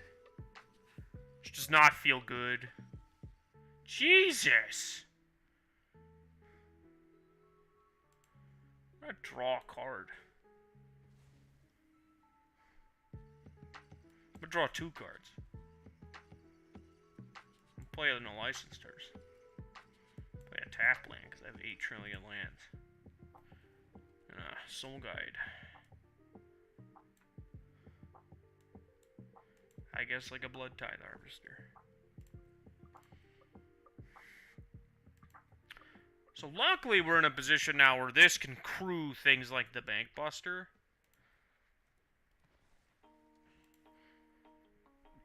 That's a Can't Stay Away at a Parhelion. Those are good ones.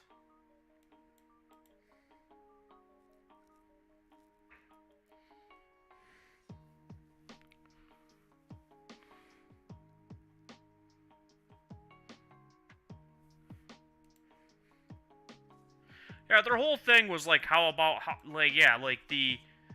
the idea is that, like, well, other places are loosening their restrictions, so we should loosen our restrictions too, because competitors might, ooh, popcorn, our competitors, because they have so many competitors in their game sphere, by the way, Star City Games, aren't doing those things, so in order to not shy people away, they, you know, I don't know, are just being generally shitty. Are we 2-0 with this Asper pile of shit? Yeah, because we beat the Phoenix deck. We ripped it off the top 2 games out of the 3. Yeah, it's bad. Like, the fact that they lifted the restrictions, and now they're just, like, trying to be like, well, you know, like, and everybody was rightfully, like, angry with them about it, where it's just like, no, you guys are, like, doing an actively shitty thing. I'm gonna see if literally 5 lands, Alright, what do we got? We got nothing. I'll play this tapped and pass. If I rip a Thoughtseize, I'm targeting myself with it. Runaway Steamkin! No, it's double Parhelion. Yeah, it's Burn. Well, mono red aggro is a more accurate statement. So we're going to take at least 5, I'm guessing. And I'm going to just rip more Parhelions. Which feels about correct. I had about a 1-turn window to not just, like, lose this game. The hand I kept. That feels about right. Mountain, Bone Crusher Giant. So this is make 3 mana. Dump the rest of your hand. Oh, Experimental Frenzy. That's a blast from the past. Are you fucking kidding me with this, like, this fucking shitty hand? I kept that because it's like, well, I have Tainted Indulgence and Thoughtseize in my deck to set up a turn 3 combo. And it's just like, nah, you're just gonna draw all the lands in your 23 land deck, because that's all you fucking play, apparently. That was a fun standard. And this deck was a fun part of that standard.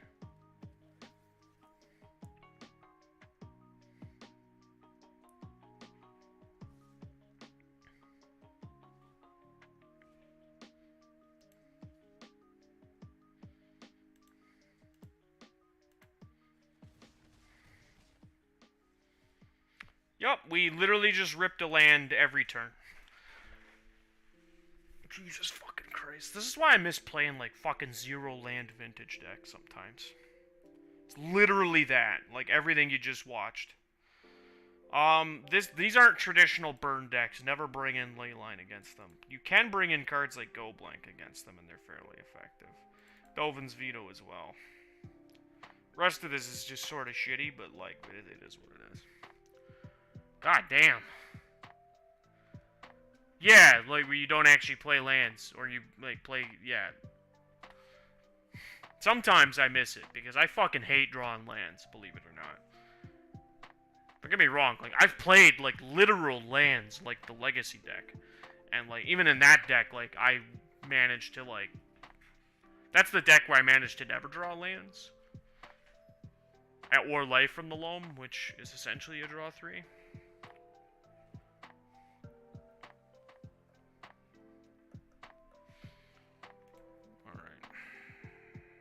Nope.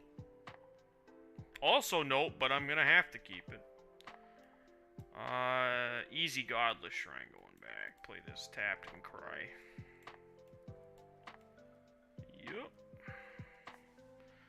Yup. Cannot play the Ledger Shredder here. It's not worth just playing it and having it immediately die. To fry. Yeah, you got it. Whatever. They don't have the spectacle card, so that's good.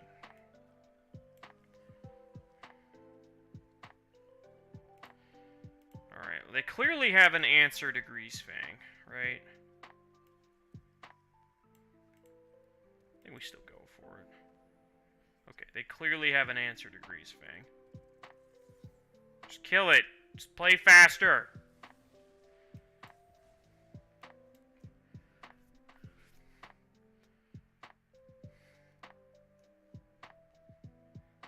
This feels about right that we're gonna lose to mono red.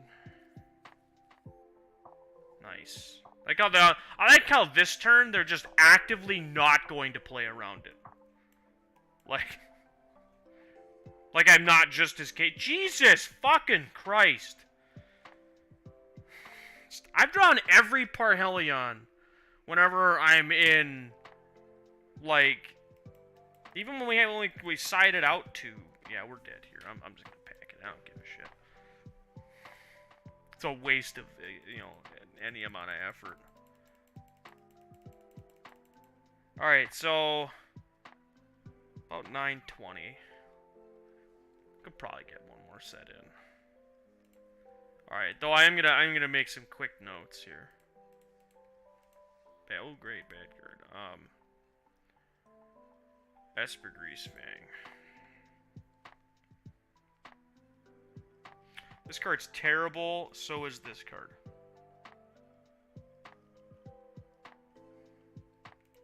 I probably just want all 4 of these in my main deck, even when they suck. I don't ever want this card, ever. The Hearse was surprisingly good. Obscura Charm seems much better than I was giving it credit for. Craft the Wall. And I think I just want to play, like, Chart. Like, just Chart a course. Just more Tainted Indulgence. Sideboard. Thirst. Just, like, more removal. I think I want to play Verse.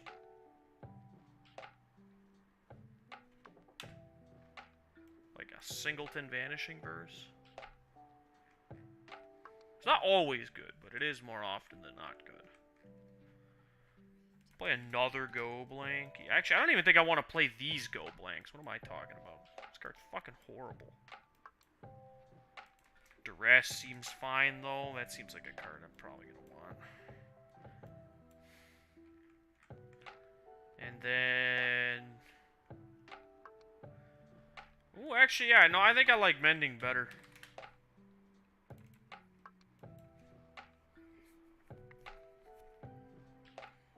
That's a smart move. Faithful Mending. Draw 2, discard. The discard 2 could be a problem, but I think it's fine. We got enough stuff that we don't mind discarding it. Okay, I think I like that better than the Excess Charm. I think I want, like, Aether Gust. Just, like, as a way to beat up. So, just some quick changes on my experience. This deck is probably just wholesale, like, horrible. Alright, let's play some Mono Blue Spirits. I feel like drawing 15 islands a game. It's my general experience with this deck, because I think I flooded playing the old Mono Blue Tempo deck. Yeah, Winota got banned for some fucking... I know the reason why. Got banned because enough people bitched on Reddit about it. I keep losing to Winota, because I want to play mono green fucking control and get fucking ran over by anything aggressive. It bothers me that they banned that card when the Parhelion deck had, like, a better win rate and, like, was more, generally just more consistent. Yorion the fucking Sky Noodle. And I have 2 really shitty hands. This is much better, but not, like, by a lot. The Spirit and the Faceless Haven are the putbacks. Alright, does not help that we're also on the draw. That is a bad spot to be in.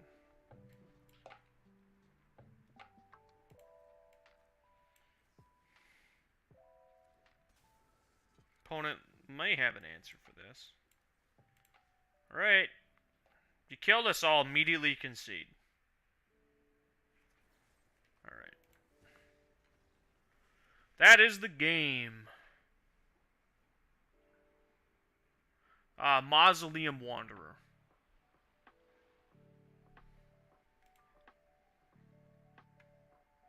Alright,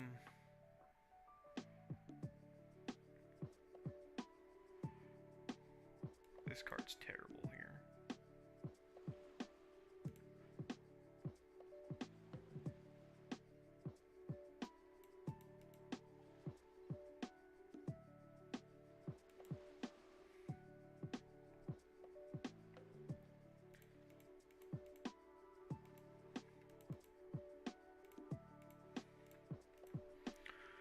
I want to point out, by the way, we decided to queue up Mono Blue Spirits, and we queued immediately into the actual worst possible matchup for this deck.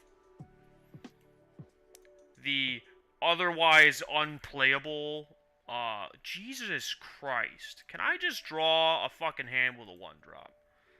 Like, I don't think that's a lot to ask for. Ascendant Spirit and Supreme Phantom, yeah. Yeah, 2 mulls to 5 against our actual worst matchup. Land right off the top. Nope, okay. Yeah, we just have to do this, and if we rip a land like an island, just no Faceless Haven, please. Alright, we're in a good spot now. That takes us from being in a bad spot to a good spot. Also, the fact that our opponent kept fucking monocolored Guild Gates, the hand. Alright, now we've successfully made up for our mulligan, so that's good.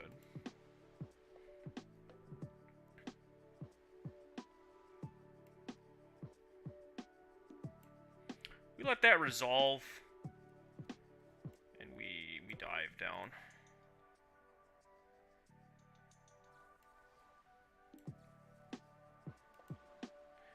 Well,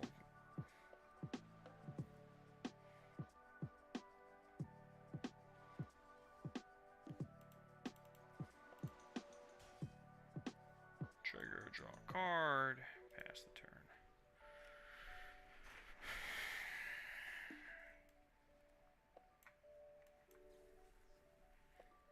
Counter that. Oh, they don't have a 4th land. That's bad for them.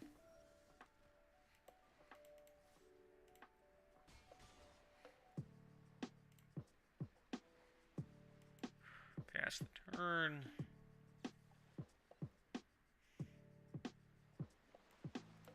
Sure.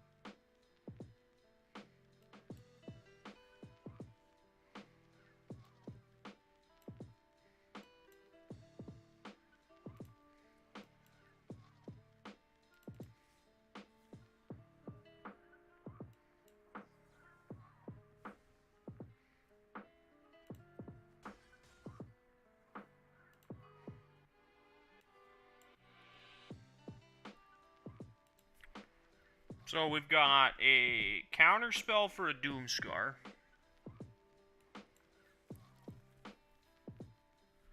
Yeah, get Shriggity Shrek'd by my mull to 5. Fucking Supreme Verdict, eat your heart out. Notable absentee card in this, in Explorer. Supreme Verdict.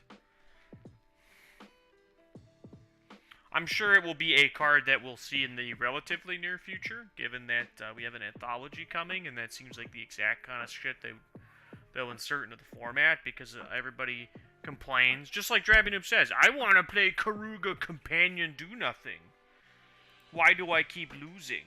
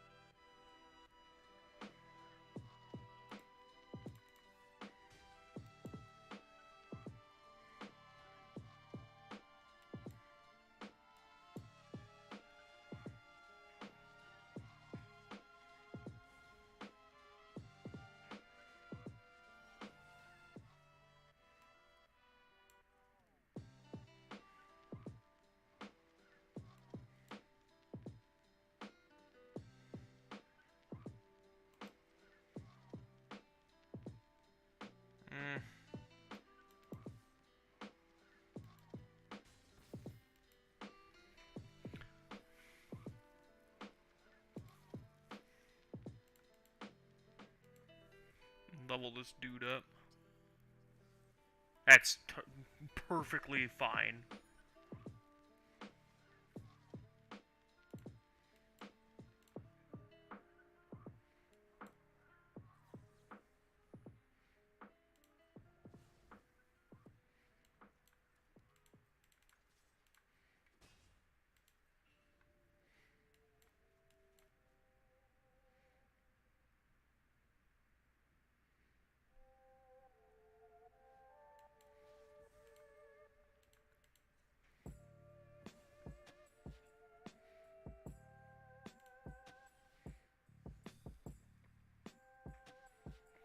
Yeah, I mean, they're using up all their cards, like...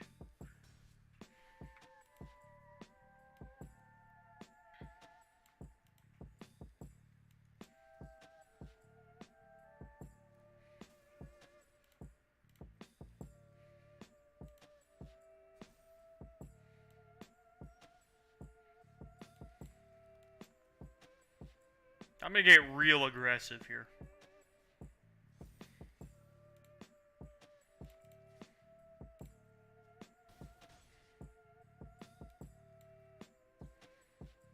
Sure.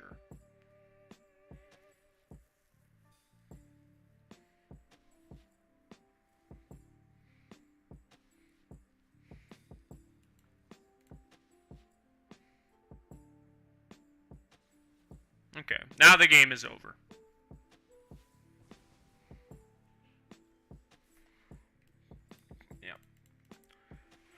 Sadly, we never drew a... If we had a Faceless Haven, we'd have a chance there, but...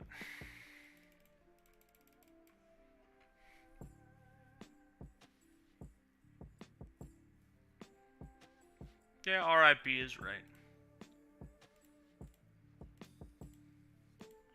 Now, the version of this deck that I'm playing is based off of what I've been seeing online and what people are posting. I think this version of the deck, this main deck, is terrible. I think it could be a lot better. I think this one's like, it's 8 counter spells, like no dive downs. It's like, this is a version of the deck that screams, I want to lose to Fatal Push. And decks that play other, like counters. Like, it feels like even if one of the counter spells was like Spell Pierce or something, would be, like, better. But I wanted to play it as is, because I haven't played too much with the deck in this format. I wanted to see if maybe, Wanderer's fine. Like, it's fine. Like, obviously, like, it's a good card, but, like, it's not end-all, be-all, make or break your deck. Realistically, you know, obviously having access to a counterspell attached to a creature. Jesus fucking Christ. Like, this is what I was talking about, where I'm like, I just, like, have an uncanny ability to just draw 80 trillion lands with these fucking mono-colored decks. And we're up against mono-red aggro. I don't think that this version of this deck can actually win this match, but... Again, Dive Down really being the good card here. Sick. Oh, it's an Embercleave deck, too, I bet.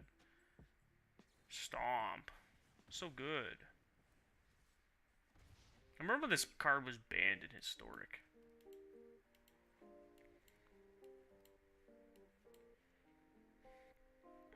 I am going to pretty aggressively trade with this Burning Tree Emissary, or at least attempt to.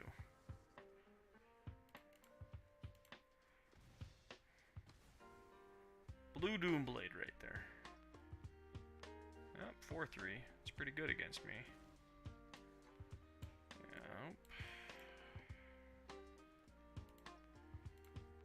I think there's a 2-3 immediately. Just players around specifically play with fire.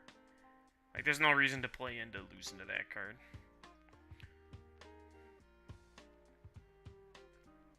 And this is where they just go, like, land, attack, Embercleave, and I concede, right? So. Alright, well, that's a big tell. That was a bigger tell than they realized.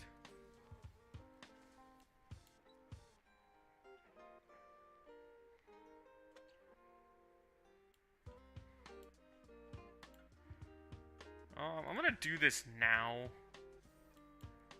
I'll even put this on. Oh, shit, I fucked that up. Whatever, I'll attack. I shouldn't have done that. I just remembered that card as the claws. Yep, naturally I have drawn Just like a million lands. Embercleave me. Kill me. Attack me, Robber of the Rich, trigger on the stack, cast Embercleave, put it on your Bone Crusher Giant, and I'm exactly dead. And you even got to draw a card. Nope, it's just Torbrand. It's just as bad. Actually, I'm pretty sure it's worse. I think that kills me, right? Yep.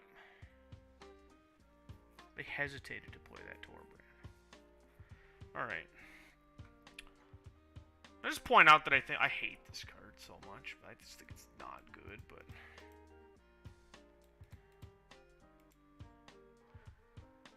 Yeah, alright. What's not good against them? Probably... Spectral Adversary's pretty bad. Brazen Borrower's less than optimal.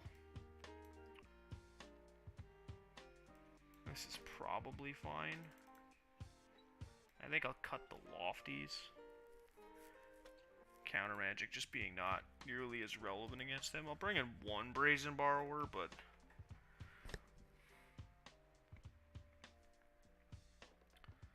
Yeah, I'll be honest. I personally, I don't like playing decks like this mono blue deck.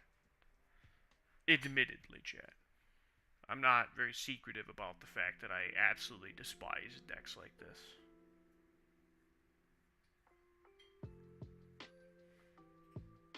Oh yeah, the commander literally just Lucky Clover. Get to play, you know, start the game with a Lucky Clover every game. I mean, yeah, this is it. Like, this is what we keep. So.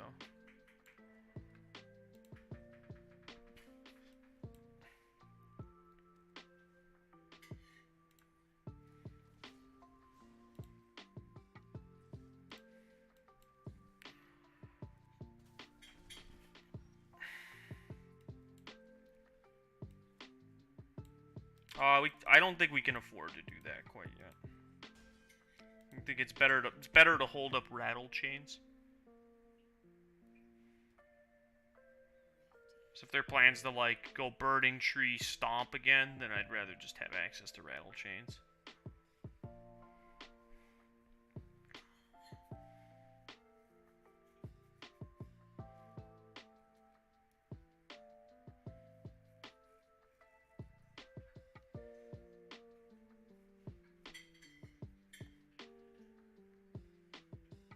Opponent's like 6D chessing their turn over there. I cannot imagine what combination of cards they could possibly have that would make their turn take this long. Yeah.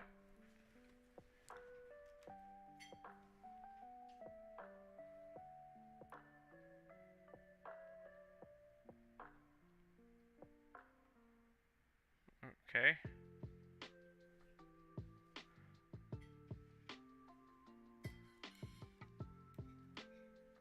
I think it's worth just either gusting this.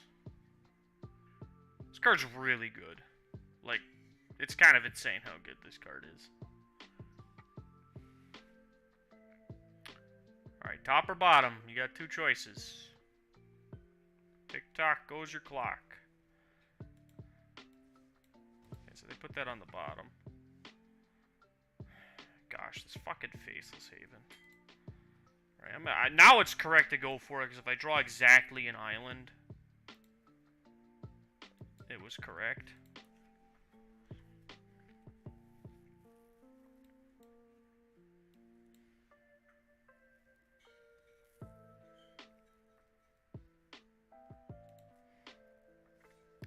It's gonna have to take 3.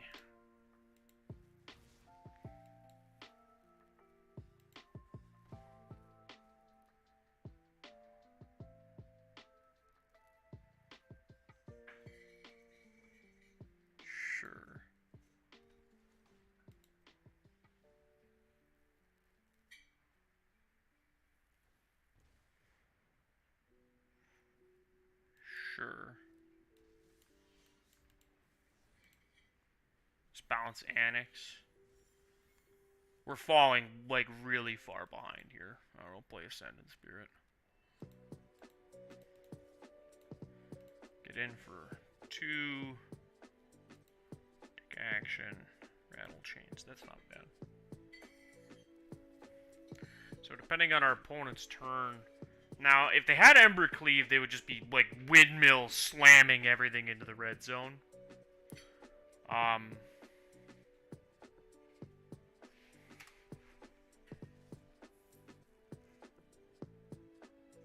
Which is what it's making it look like they have.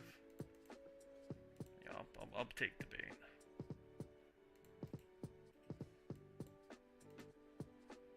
Yep. Show me that you got a kill spell.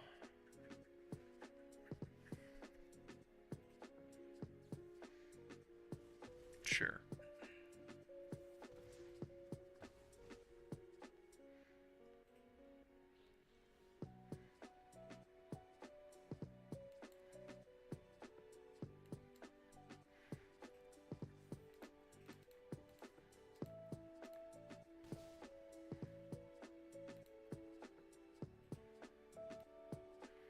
Pass it back here. So here, I think we'll pretty aggressively flash Rattle Chains in to block Burning Tree Emissary. You know, play the old blue Doomblade, as it were. They have a Fry. This is really bad, but target the. If they have a removal spell to point at Rattle Chains, that's fine. They were gonna. They'd be able to do it anyway, basically.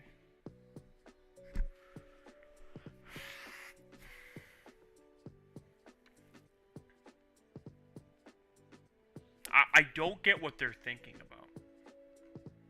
Like, unless they have a literal Ember Cleave. But even that, there's no decision to make. You would just, like, let that happen, go to blocks, Ember Cleave onto this Burning Tree Emissary. I guess they just don't have that. They got Annex from the looks of it. Which I'm just gonna witness protection and move on with my life. Yeah, they're just taking forever. They're just playing slow. Chandra Dress to Kill. Feels pretty actively bad with what we're doing right now. Unless that's a land, then this is correct.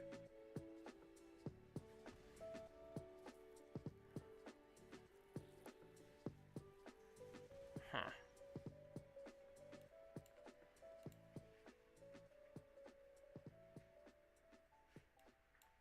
So this is just a 3. This puts me to 7. They can hit me to 6. I'm just gonna do this. I gotta have to attack to keep the obsession anyway, so I'll just kill their Chandra and play Ascendant Spirit number 2. Because I could just witness protection. I imagine... Oh, they just have another. That's bad for us. Like, now I think... Do I have to chump block here? It might be within my best interests to jump block. I think I just take it and just cry about it.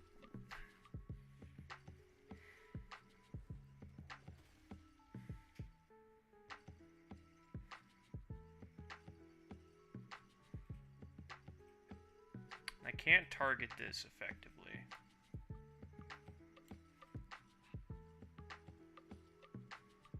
I can chump block it at least, so that there's that.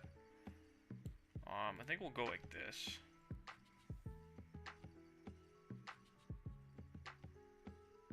Three.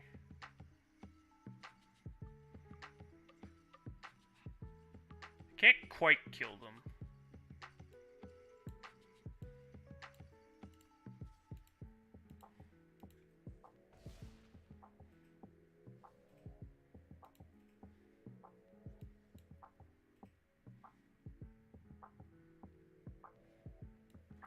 If I witness protection this, that one can't pump the other. And now I can like, just like rattle chains, I can just chump block, I can chump block, trade, Geist Light, snare a spell, and then they're dead. Okay.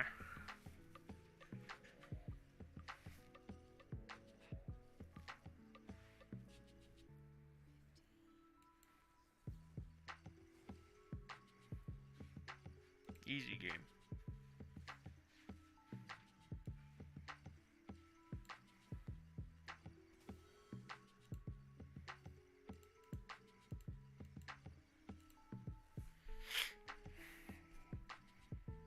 While his opponent was playing 6D chess, chat, we decided to play 7D chess, so we won.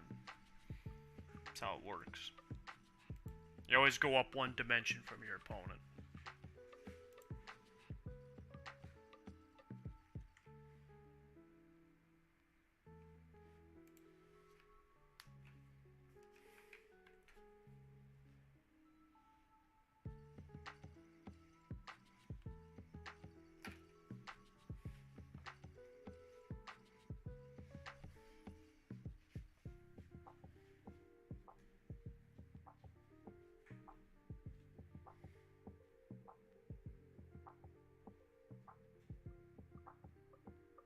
Alright, this is not a keep. This is also not a keep. This is, fuck it, I'll keep. Feels like Ascended Spirit is probably, like, the kind of card I need to be on.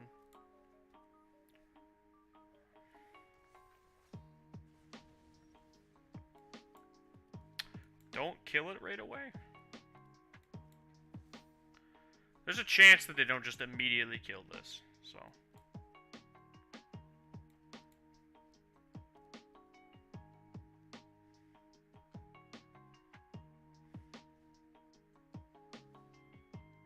The good news is that doesn't draw a card.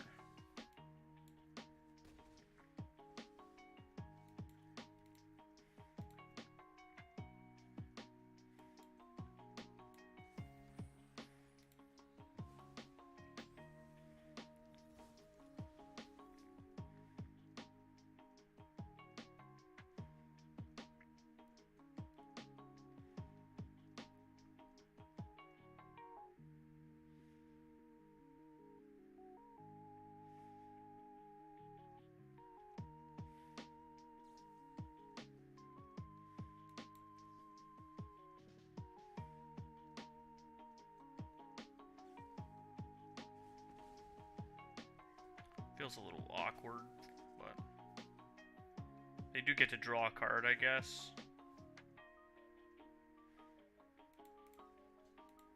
I'm not gonna trade because my life total is getting way too low. Play this Supreme Phantom.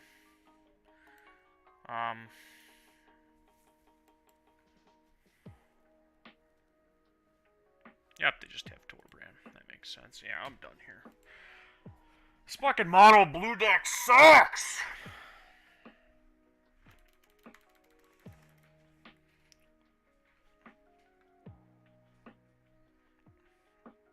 So, my analysis of the mono blue spirits deck is that don't play the spirits, just play better version of mono blue. So, like, I'm gonna build a better version of this deck right now. Because there is a... I feel like this card... This card is good. This is a good card. This is not a good card. This is a very bad card, and you should not be playing it. Alright. Good one-drops. Good evasive one-drops. Mistcloak Herald. That's a good one. Slither. Got a strictly better one that's a 1-2.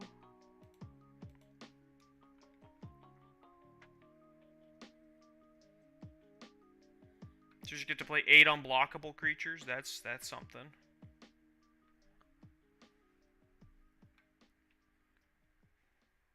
Yeah, like, that was honestly some of the worst Magic I think I've played in a while, where it's just like, yeah, my deck does literal fucking nothing against everything.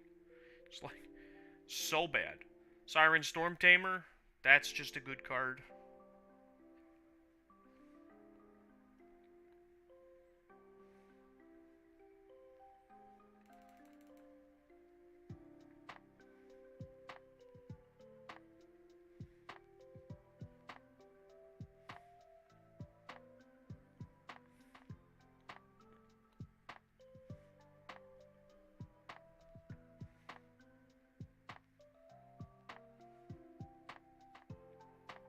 Cleric, Rogue, Warrior, and Wizard. Rogue, Warrior, Wizard.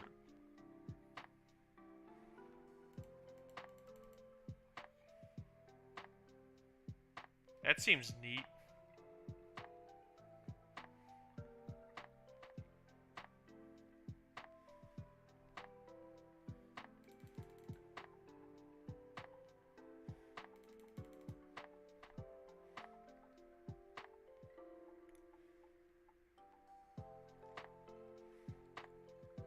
I'm not playing 4 of all these cards, I just am grabbing 4 immediately.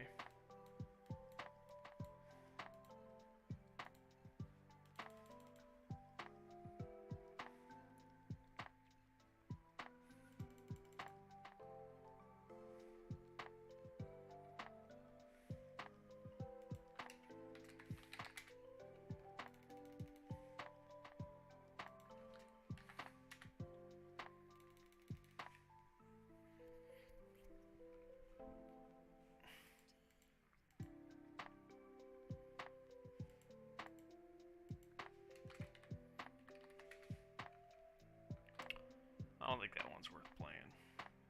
I still think it's... I really don't like Faceless Haven in this deck, though. I will say that.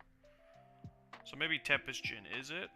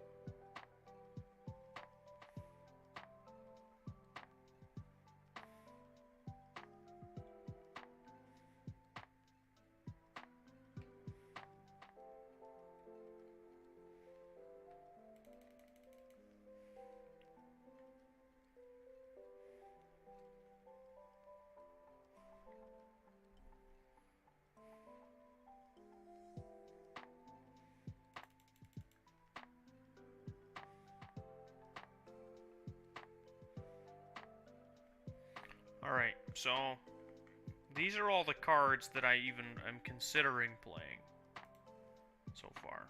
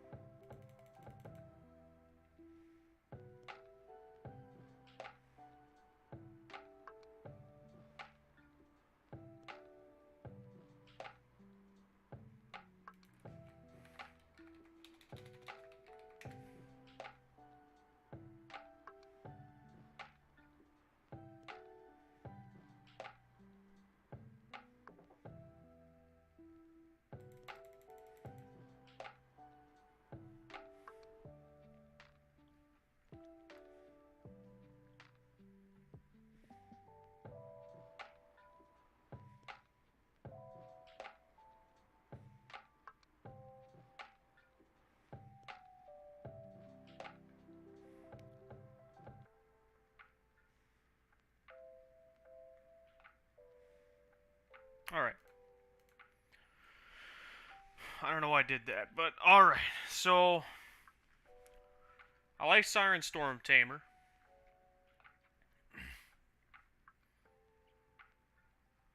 Big fan of the just unblockable evasive threats. I like being on a card like Dive Down, especially given the climate of the metagame. It feels like it's usually just, like, in our best interest to have stuff like this.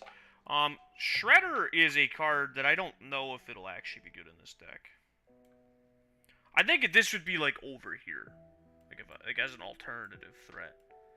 Something where it's just like, well, you know, they have a bunch of 1-for-1 removal, so it's just like, I can, like, play it and pressure them, but maybe it's correct. I think it is better than Brineborn Cutthroat, that's for sure. I think that card might not be so good. Maybe I like the Shredder enough. I'll try it out. So I like the Shredder. I like the Siren Storm Tamer.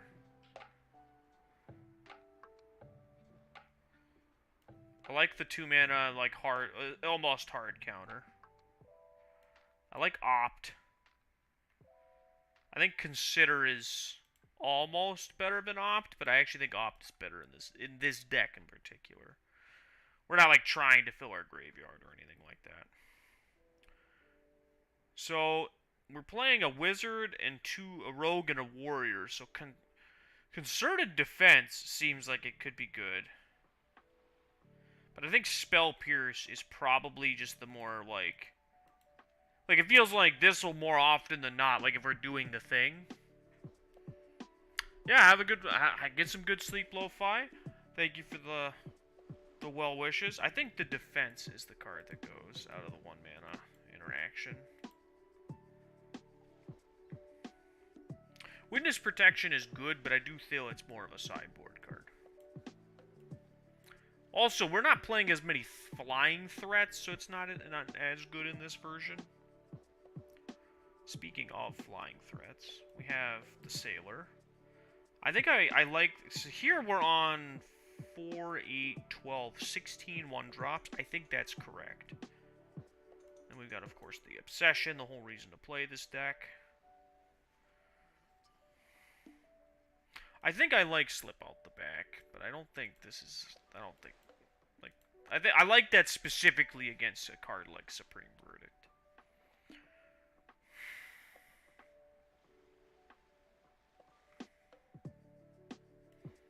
We'll play... I think I like Fading Hope. Not as a 4-of, though.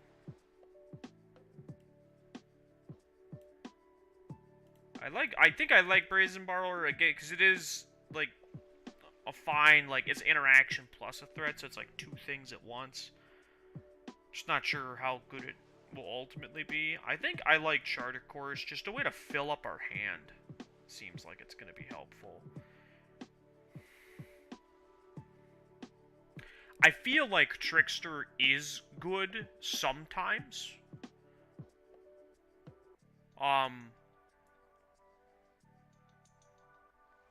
But maybe it's more of a sideboard card. Because there's definitely cards that's good against. Like, where you just, like, take abilities away from whatever thing you're targeting and then, like, be able to block it more effectively. I don't think this is a Censor deck. I think this is almost a Censor deck. But, like, I do think just playing Lofty Denial is just better Magic. And I think the Stowaway gets cut.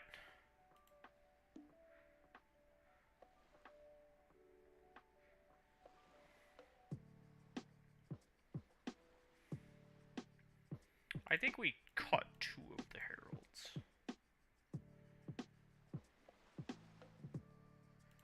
Like 1 Charter Course, maybe even 2 Charter Course. I think I like the Djinn. But we do have to make space. I feel like the Ledger Shredder is going to take the place of this Tempest Djinn.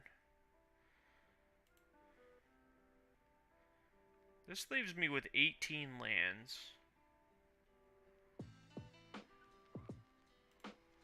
I think I want to be on like 20 lands.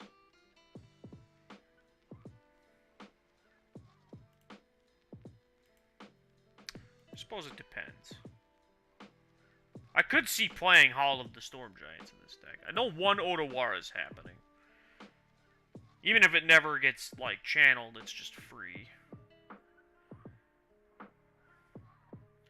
I think if I'm playing more than 18 lands, I'm fine playing like a single copy of this card.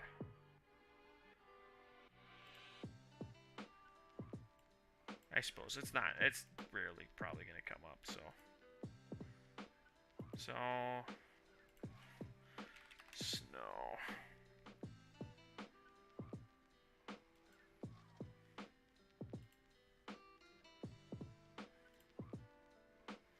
I don't think I'm going to play 4. So I think I got to decide between this Fading Hope and Brazen Borrower. I think I have to cut one of these.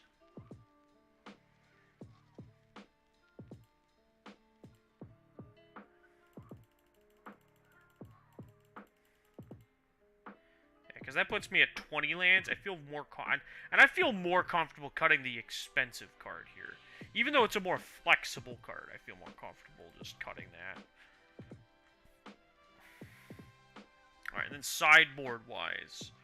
I think Witness Protection is fine, but I think in this version, we care about it less.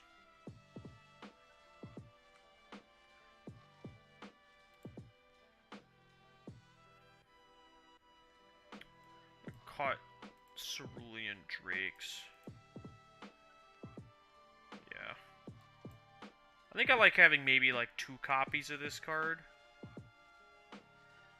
Because it is still good against some decks. Like, also, like, it's good against, like, just, like, the Drake's deck. Being able just to block Crackling Drake is really good. I think I'll cut 1 Aether Gust. I think I'm still willing to play, like, 2 or even 3 copies of Witness Protection. Definitely gonna need Disputes. It's just honestly too good of a card not to be playing.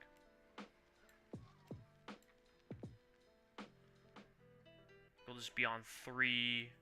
I do like the idea of having access to a card like Merfolk Trickster. It definitely feels like it's not going to come up too much, but definitely seems interesting. Disdainful Stroke is a weird one. I don't think we can play the Stroke. I do think this is a deck that can really take advantage of the Hearse.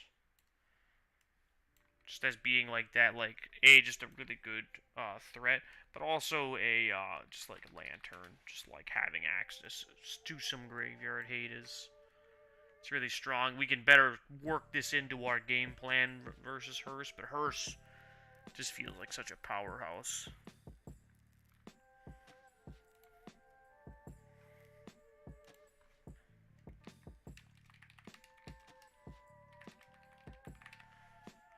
Alright, I am going to call it there. Going for about 3 hours, and I'm kind of on the tired side. So, of course, I appreciate everybody checking out the stream. If you haven't already, and you want to stay up to date with my content, you can go ahead and hit that follow button. Of course, we will be back with you here Thursday for Season 3, Episode 2 of our Budget Battle, where will be the second Explorer episode. Which you'll see my very good friend Drabby Noobs and I will be bringing 2 decks to the table each to try and best each other. Best 2 out of 3 matches, basically. It'll be a really good time. Last week's was a really good showing. Of course, you can not only catch that here on Twitch, you can also find that on YouTube. And for our YouTube viewers, of course, if you want to stay up to date with our content, you can click that subscribe button. Of course, after Thursday, we will be going down. So I'll be leaving Friday for Minneapolis to go play the Nerd Rage Gaming Team Trios event. I'll be playing Modern. So I'll be playing Izzet Murktide in the Modern seat. So of course, if you want to stay up to date with my tabletop ventures, you can actually follow me on Twitter at Celtius Gaijin, where you can stay up to date where I post round-to-round updates of what I'm playing, what I played against, how I'm doing, and anything else that might be interesting that goes on, if there's any drama. Of course, again, thank you all for watching. We will see you again.